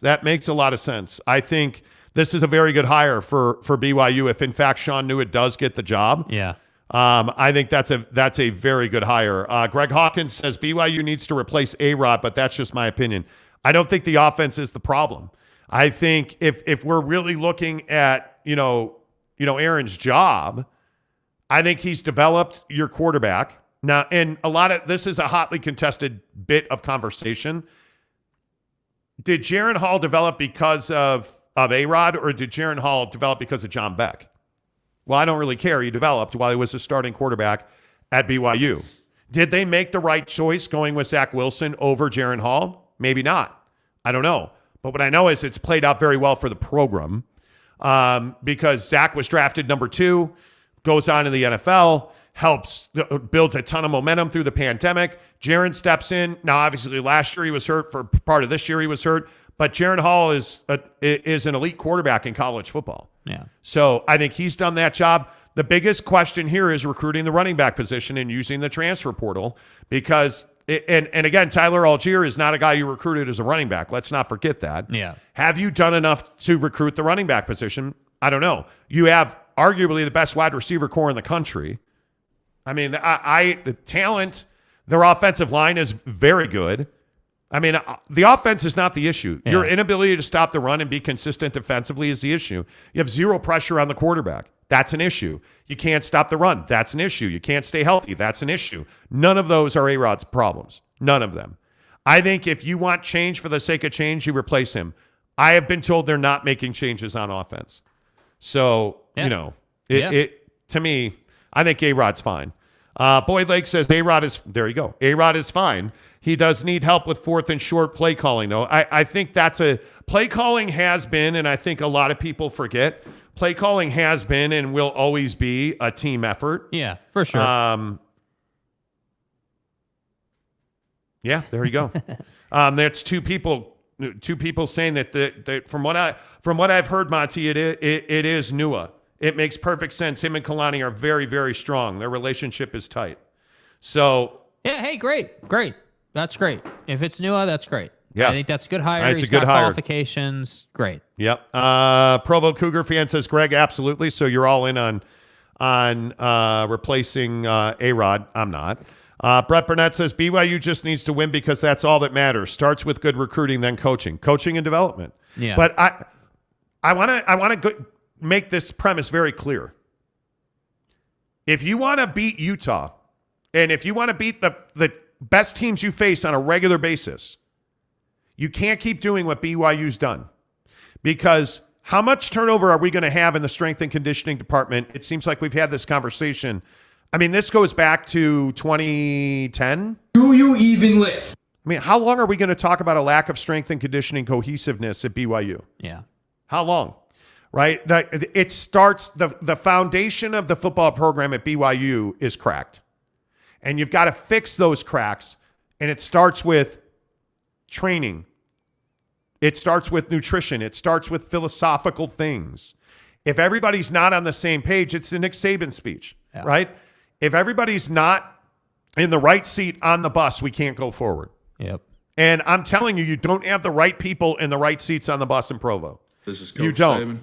Saban. Strength and conditioning, defense, nutrition. I think we've talked a lot about the administration. The athletic administration's fine, but the money-making operation is a disaster at BYU because there's bad relationships and burned bridges between, the money-making part and the athletic part. Like, you've got to fix all this stuff. Yeah. Or you're just going to be who you've always been.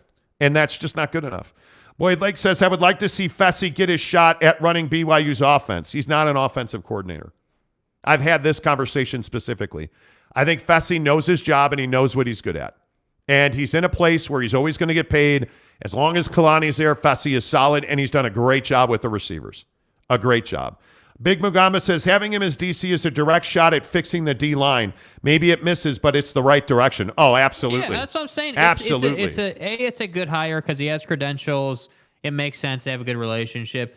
B, it's a safe hire because he has credentials. Like, if you hire this guy and your running game gets worse, okay, well, you're not going to sit here and say Kalani's an idiot. Like, it's a good hire. Again, assuming, because it's not official. We need to keep saying that. It's not official. But we have information that says it is Nua. It's a good hire, and I think that I truly just believe that BYU is a program that's in a situation that they need to stop talking and start doing. You need to stop talking about how you wanna beat Utah. You need to stop talking about how you wanna go to the college football playoff, and you need to start performing. The transfer portal needs to become prolific for BYU. And I'm just having a conversation with a and how do I describe it carefully? A pretty high-placed source at BYU that's telling me they have an agreement in a verbal agreement. There's no pen to paper, and their biggest concern is that Lincoln Riley is going to try and keep Sean Nua, and that he'll be able to pay him more than BYU can pay him. I don't know that the money's the issue. I think Sean wants to move up. I mean, he's been a defensive line coach now. He's been at some very big programs. So I think he wants to move up and have more responsibility. And frankly, you're going into the Big 12. Sean Nua being the defensive coordinator at BYU is a big step up. Yep. That is a big, big step up. But I don't think that this is Elisa Tuiaki like friends of the program. Coaches hire those people that they have relationships with. And I think Sean Nua's resume, and by the way, the fact that he played at BYU makes a big deal. Yeah. And I don't know, is he a member? I don't know if Sean Nua is a member of the church or not. I'll look it up. Not that it matters because he does not have to. I mean, Ed Lamb is not a member of the church. Not that it matters, but I'm just curious, talking off the top of my head there. Brett Burnett says, pays a lot of money, doesn't mean much. Just means overpaid, in my opinion, they lose. I don't know about that. Got to apply the cost of living rule when looking in LA salaries. $565 doesn't add up to what it does on the Wasatch Front. Exactly right. Exactly right. Tuiaki made north of $300,000. As it was described to me, Tuiaki was making $400,000 at BYU. The Big Macamba says, even if it's the same salary, it's still a 40 to 60% increase moving to Utah. Correct. Brent Burnett says, Monty's like a fifth grader distracted with his phone. Well, there are times where you need to be distracted by your phone. There's just more people assuming that Sean Nua is getting that job. So Utes have an NIL problem. Not anymore, by the way. There's some stuff coming. Cooking, yeah, it's coming. Is Nua coaching right now? Yes, he's the D-line coach at USC. So I think that's good. Greg Hawkins says, can BYU hire Clay Helton? Stop it. Greg? Why would you bring up that name on this show? Why would you bring up that name? Call me crazy. I'm going to go out on a limb. Hey, Jake, you're crazy. I'm going to go out on a limb. Clay Helton's not a great fit for BYU. Oh, my God. Is anyone surprised? I don't think they are. John Beck has been the key. I would agree with that. Can BYU pull John Beck into the program? I don't know why he would leave his gig. Yeah, he is. I don't know that it's close. Him and Tom House have the best throwing practice in the country. Yeah. If you're a quarterback of any note, you go to John Beck and Tom House. It's not close. If you guys ever want to kick it, we'll flow. Not close. Jeremy Sevier says BYU needs to make hires with upcoming talent from P5 programs that have and have them here 2 to 3 years. BYU is a stepping stone program in the coaching realm. Jeff Grimes is an example of this. Well, I don't think Jeff Grimes used BYU as a stepping stone. I don't. That's not how I would categorize that. The real issue is people just want wins. Just win and all problems are solved. Yeah, well, can't win if you can't stop the run. Yeah, I agree. And Tom wants to know who BYU plays this week. It's not nice. They play in 2 weeks in their bowl game, which will probably be New Mexico, which is terrible. New Mexico Bowl is not good. I mean, I think, again, there are reports that Sean Nua has been offered and has agreed to become the next defensive coordinator at BYU. We'll see how true those are. Yeah. The people that are telling me that are pretty good. I know that like reaching out to, I'm waiting to hear back from USC guys that I know. But then I got to talk about the game tonight, and I just don't want to hear about it. USC people are so just unbelievably unenjoyable to speak to. Yeah. I mean, they just... Yeah. Well, fight on. Yeah, it's SC. It's SC. We're the best. Everything's amazing. Fight on. Wow, look at that. 3 texts at the same time. Wow. You're a popular guy. I am. Well, and I'm good looking. I'm right. absolutely good looking. My USC guy says they're renegotiating his contract, from what I understand. He spoke to the Alumni Association last week and was passionate about not going anywhere. I don't know. Is Sean Nua using BYU to get more money? Kalani would never do anything like that. I think Kalani may have. He did do something like that. That's exactly what Kalani did. It's exactly what he did. It's interesting. It's been very quiet in Provo. It has been very quiet in Provo. Yeah. And it'll be interesting to see exactly what goes on with this hire. Because Lincoln Riley's not going to let Sean Nua just walk away. Now, granted, their defensive line has not been great, let's be honest, but Lincoln's been there half a year. Yeah. I mean, essentially 6 months. So you would expect that to improve this recruiting cycle. But we'll just see. Sean Nua is without question a great hire.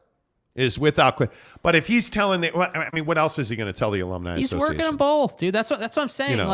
Again, that's what I'm saying. Let's not get too far ahead of it.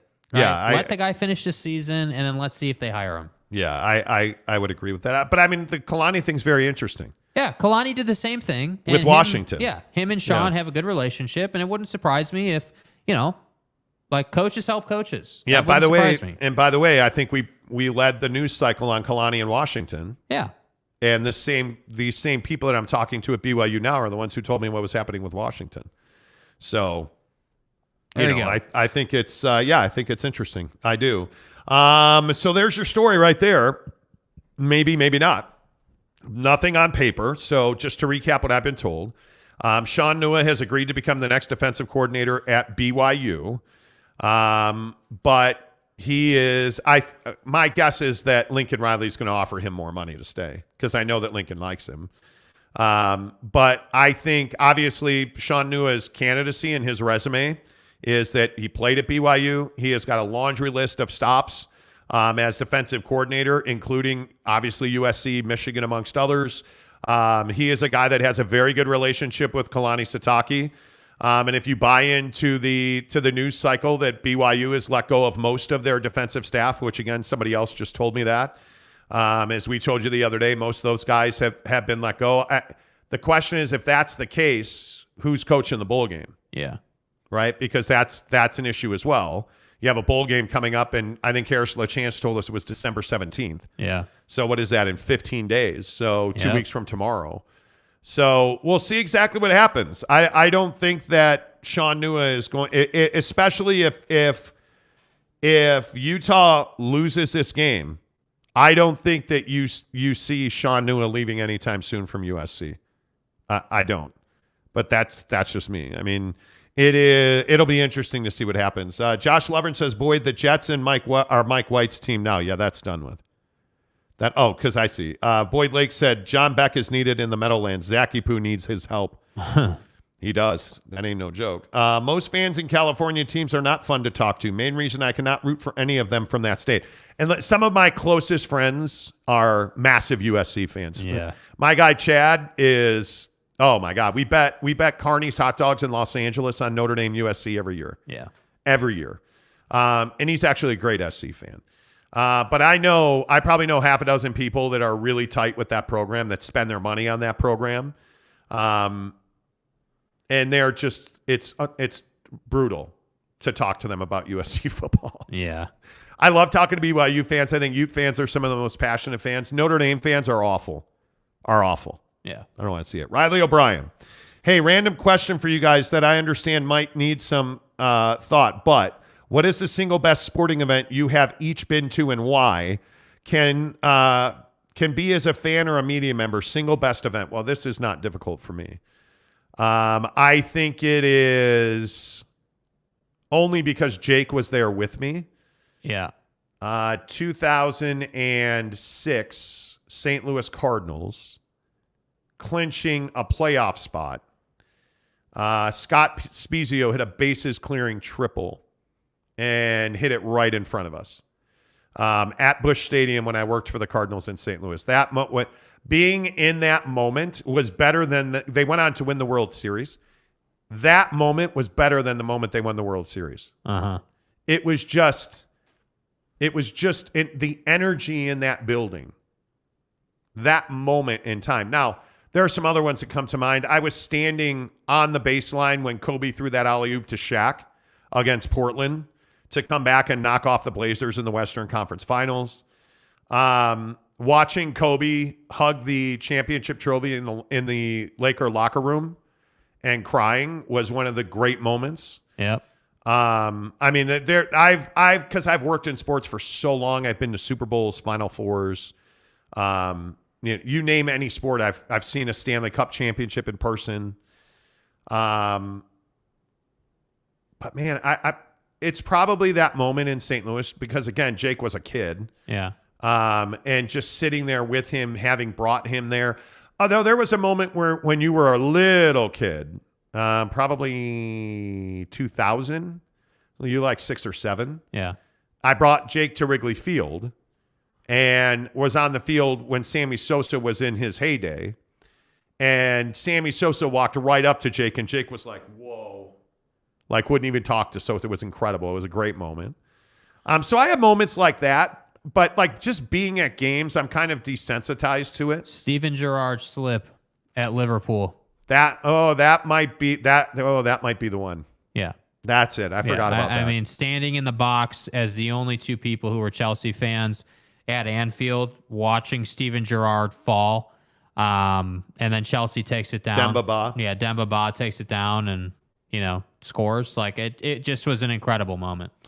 I think that is the and you don't understand the atmosphere in the English Premier League unless you're in person. You just don't get it. And I'm a huge Chelsea football fan. That is my team. And so a good friend of ours, formerly Wayne Scholes, is a box holder at Anfield.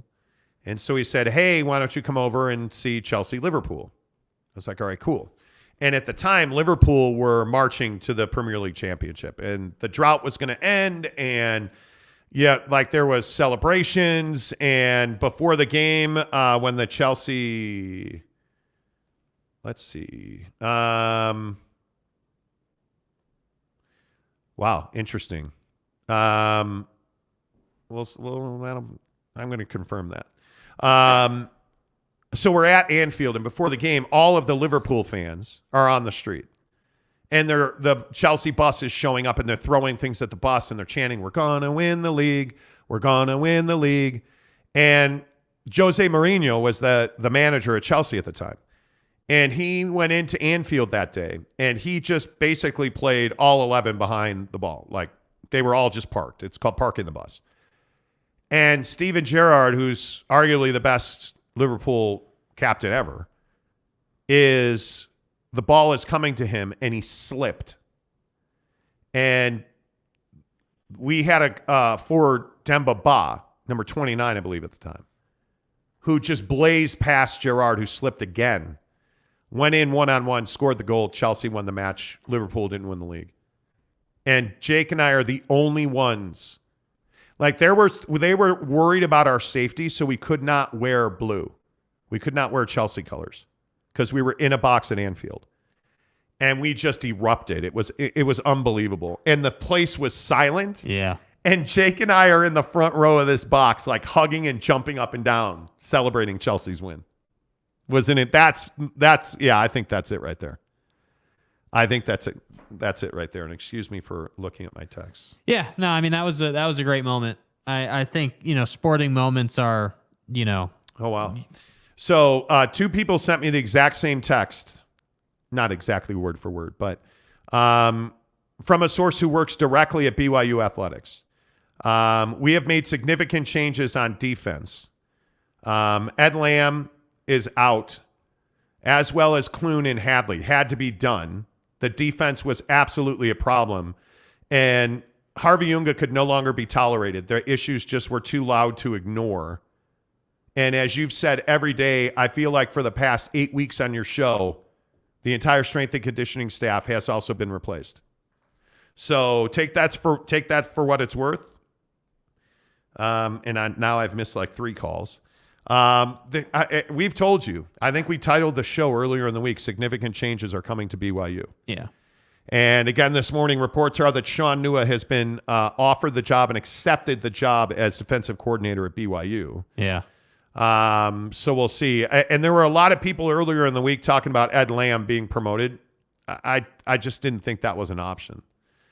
It's not surprising. Let's be honest. It's not surprising. Yeah. It'll be interesting to see exactly how all of that played out. And how all of these changes at BYU played out. I wonder if most BYU fans feel like a sweep was needed on defense. Because I think for certain, when you have that many changes. Yeah, I mean, I think people knew that there were changes need to be made, and we've been saying changes need to be made for, halfway through the season. I can remember talking about firing Tuiaki since, since Oregon, October? I think, So, I mean, we've been talking about that for a long time. So, it's not surprising.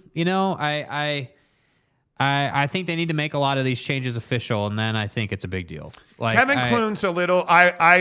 I don't obviously I don't know what I'm talking about because I'm not in the room every day. But Kevin Clune is a guy that I think had real value. I think the linebackers, they just couldn't keep their linebackers healthy. Yeah, and they asked him to do too much. I mean that really is that's the bottom line. I mean, Preston Hadley was going to fall on the sword because they couldn't pressure the quarterbacks. They couldn't get in the backfield. They couldn't stop the run. I mean, when your job is defensive ends, I mean you're going to pay with your job on that. But it is Ed Lamb's not surprising at all. I mean, their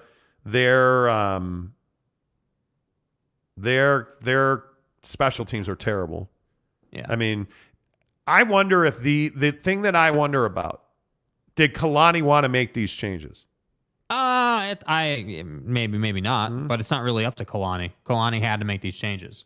I would agree with that. Kalani had no choice but to make these changes. Yeah. And these are foundational, significant changes, which is, to me, was very necessary. And, if you're going to make a foundational change, in your life, you should absolutely do that by going to trydaytrading.com/Monty. I mean, that's how you make foundational changes. Get off the side hustle train, friends. Stop struggling to, afford Christmas and birthdays and vacations and car payments.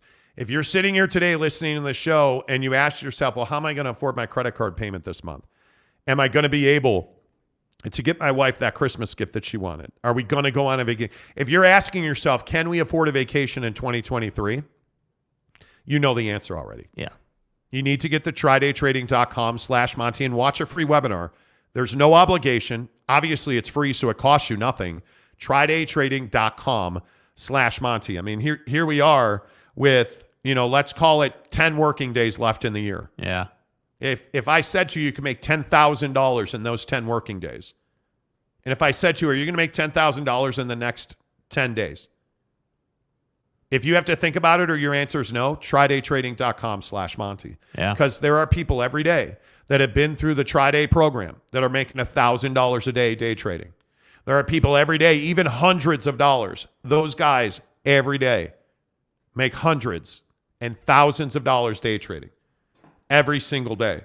And I think it's incredibly interesting that you have a situation where you can do that.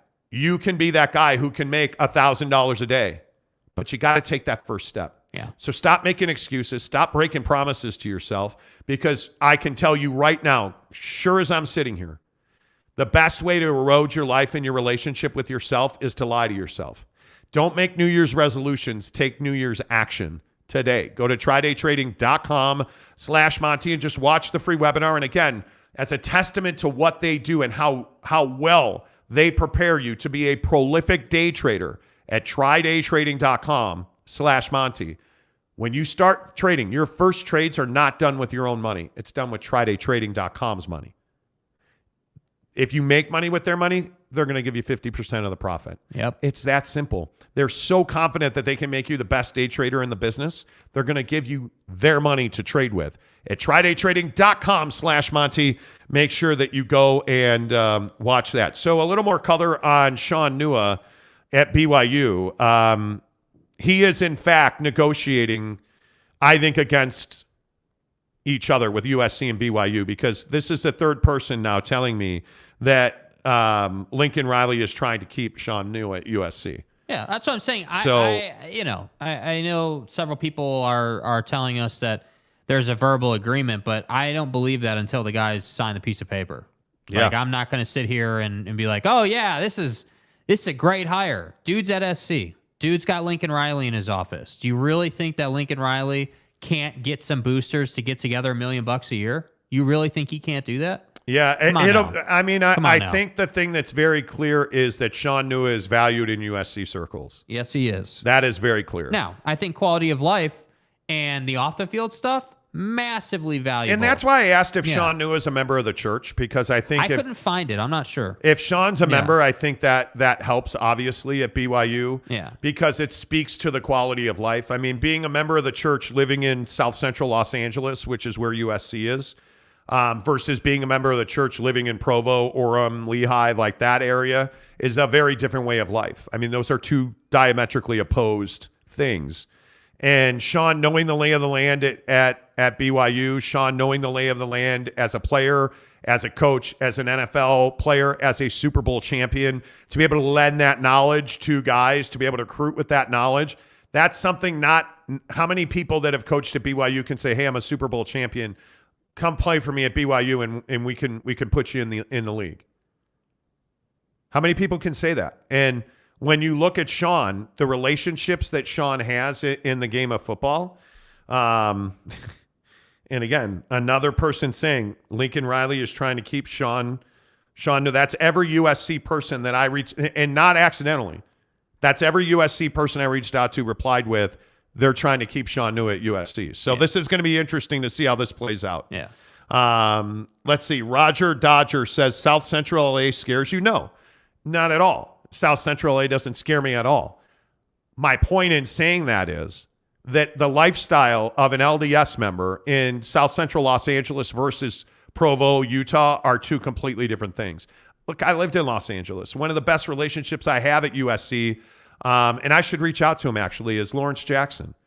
And Lawrence Jackson's a South Central guy. He's an Inglewood guy. Yeah. So there's no being scared of South Central Los Angeles. The point is that when you're talking about lifestyle, when you're talking about the fact that, if rumors are correct, that Sean Nua currently makes $565,000 as a defensive line coach at USC, if they're bumping him to $700,000 to be the defensive coordinator at BYU, that's a significant raise. He's essentially making $1 million at USC at that point. Yeah, because of the cost of living. He's a family guy. I mean, it all of it adds up. It makes a lot of sense. It makes a lot of sense. So, yeah. I just don't think I don't. There's no fear. There's no fear in South Central. Oh man, the bots are in the chat. Well, the bots are in the chat. That's unfortunate. It is, but I'll get rid of them. You know. Yeah. I'll hide them from the channel. We'll do it. Everybody that's here right now, all 106, please go ahead and give us a like. It really does help the channel grow. If you are not subscribed, don't forget, as a member of this channel, we are going to give you the opportunity to come and see a Utah Jazz game with us against Donovan Mitchell and the Cavs in January, but we got to get to 9,000 subs. Yes. By the end of the year. So we just have 29 days to go. Yep. And right now this morning, we're at 8,100. Wow, look at that, 8,168. So we have had a pretty good growth there. So go ahead and give us a like and a subscribe if you're not already subscribed. We appreciate that very much as well. A couple more, and then we got to get out of here today. Roger Dodger says, I wish Nua luck. The goal is to move up in the coaching jobs. Absolutely Totally. It is. Yeah, totally. That's exactly right. Yeah. Roger Dodger also says San Diego has a great temple. It does.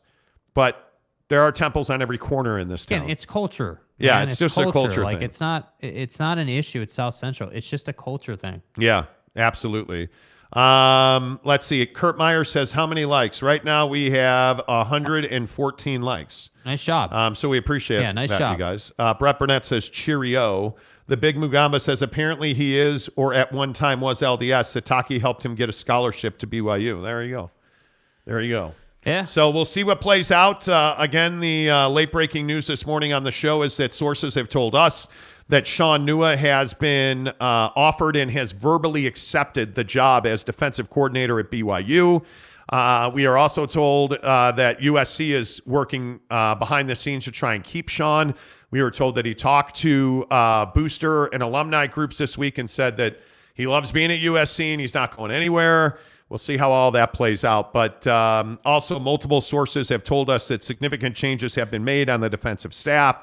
I don't know, and it'll be interesting to see what happened with Harvey Unga, because I am told that Harvey Unga is no longer with the program. Yeah. So there is something more there, but it'll be interesting to see exactly what comes on about that. Don't forget to join us back here Monday morning. We'll have a full recap of the Pac-12 championship game for you. Make sure tonight when you are watching the Pac-12 championship game, you get Papa Murphy's Pizza. Download the app right now. Use the promo code Monty25 to get 25% off your purchase of $25 or more at Papa Murphy's Pizza. And as always, the Monty Show is presented by the Advocates. Find them online, theadvocates.com. The best injury attorneys in the business, without a doubt. The Advocates. Jake? Good show. Good week, my friend. Way to have sources. My pleasure and appreciation doing this show with you every day. Yes. Until Monday, say goodbye, Jake. Goodbye, Jake.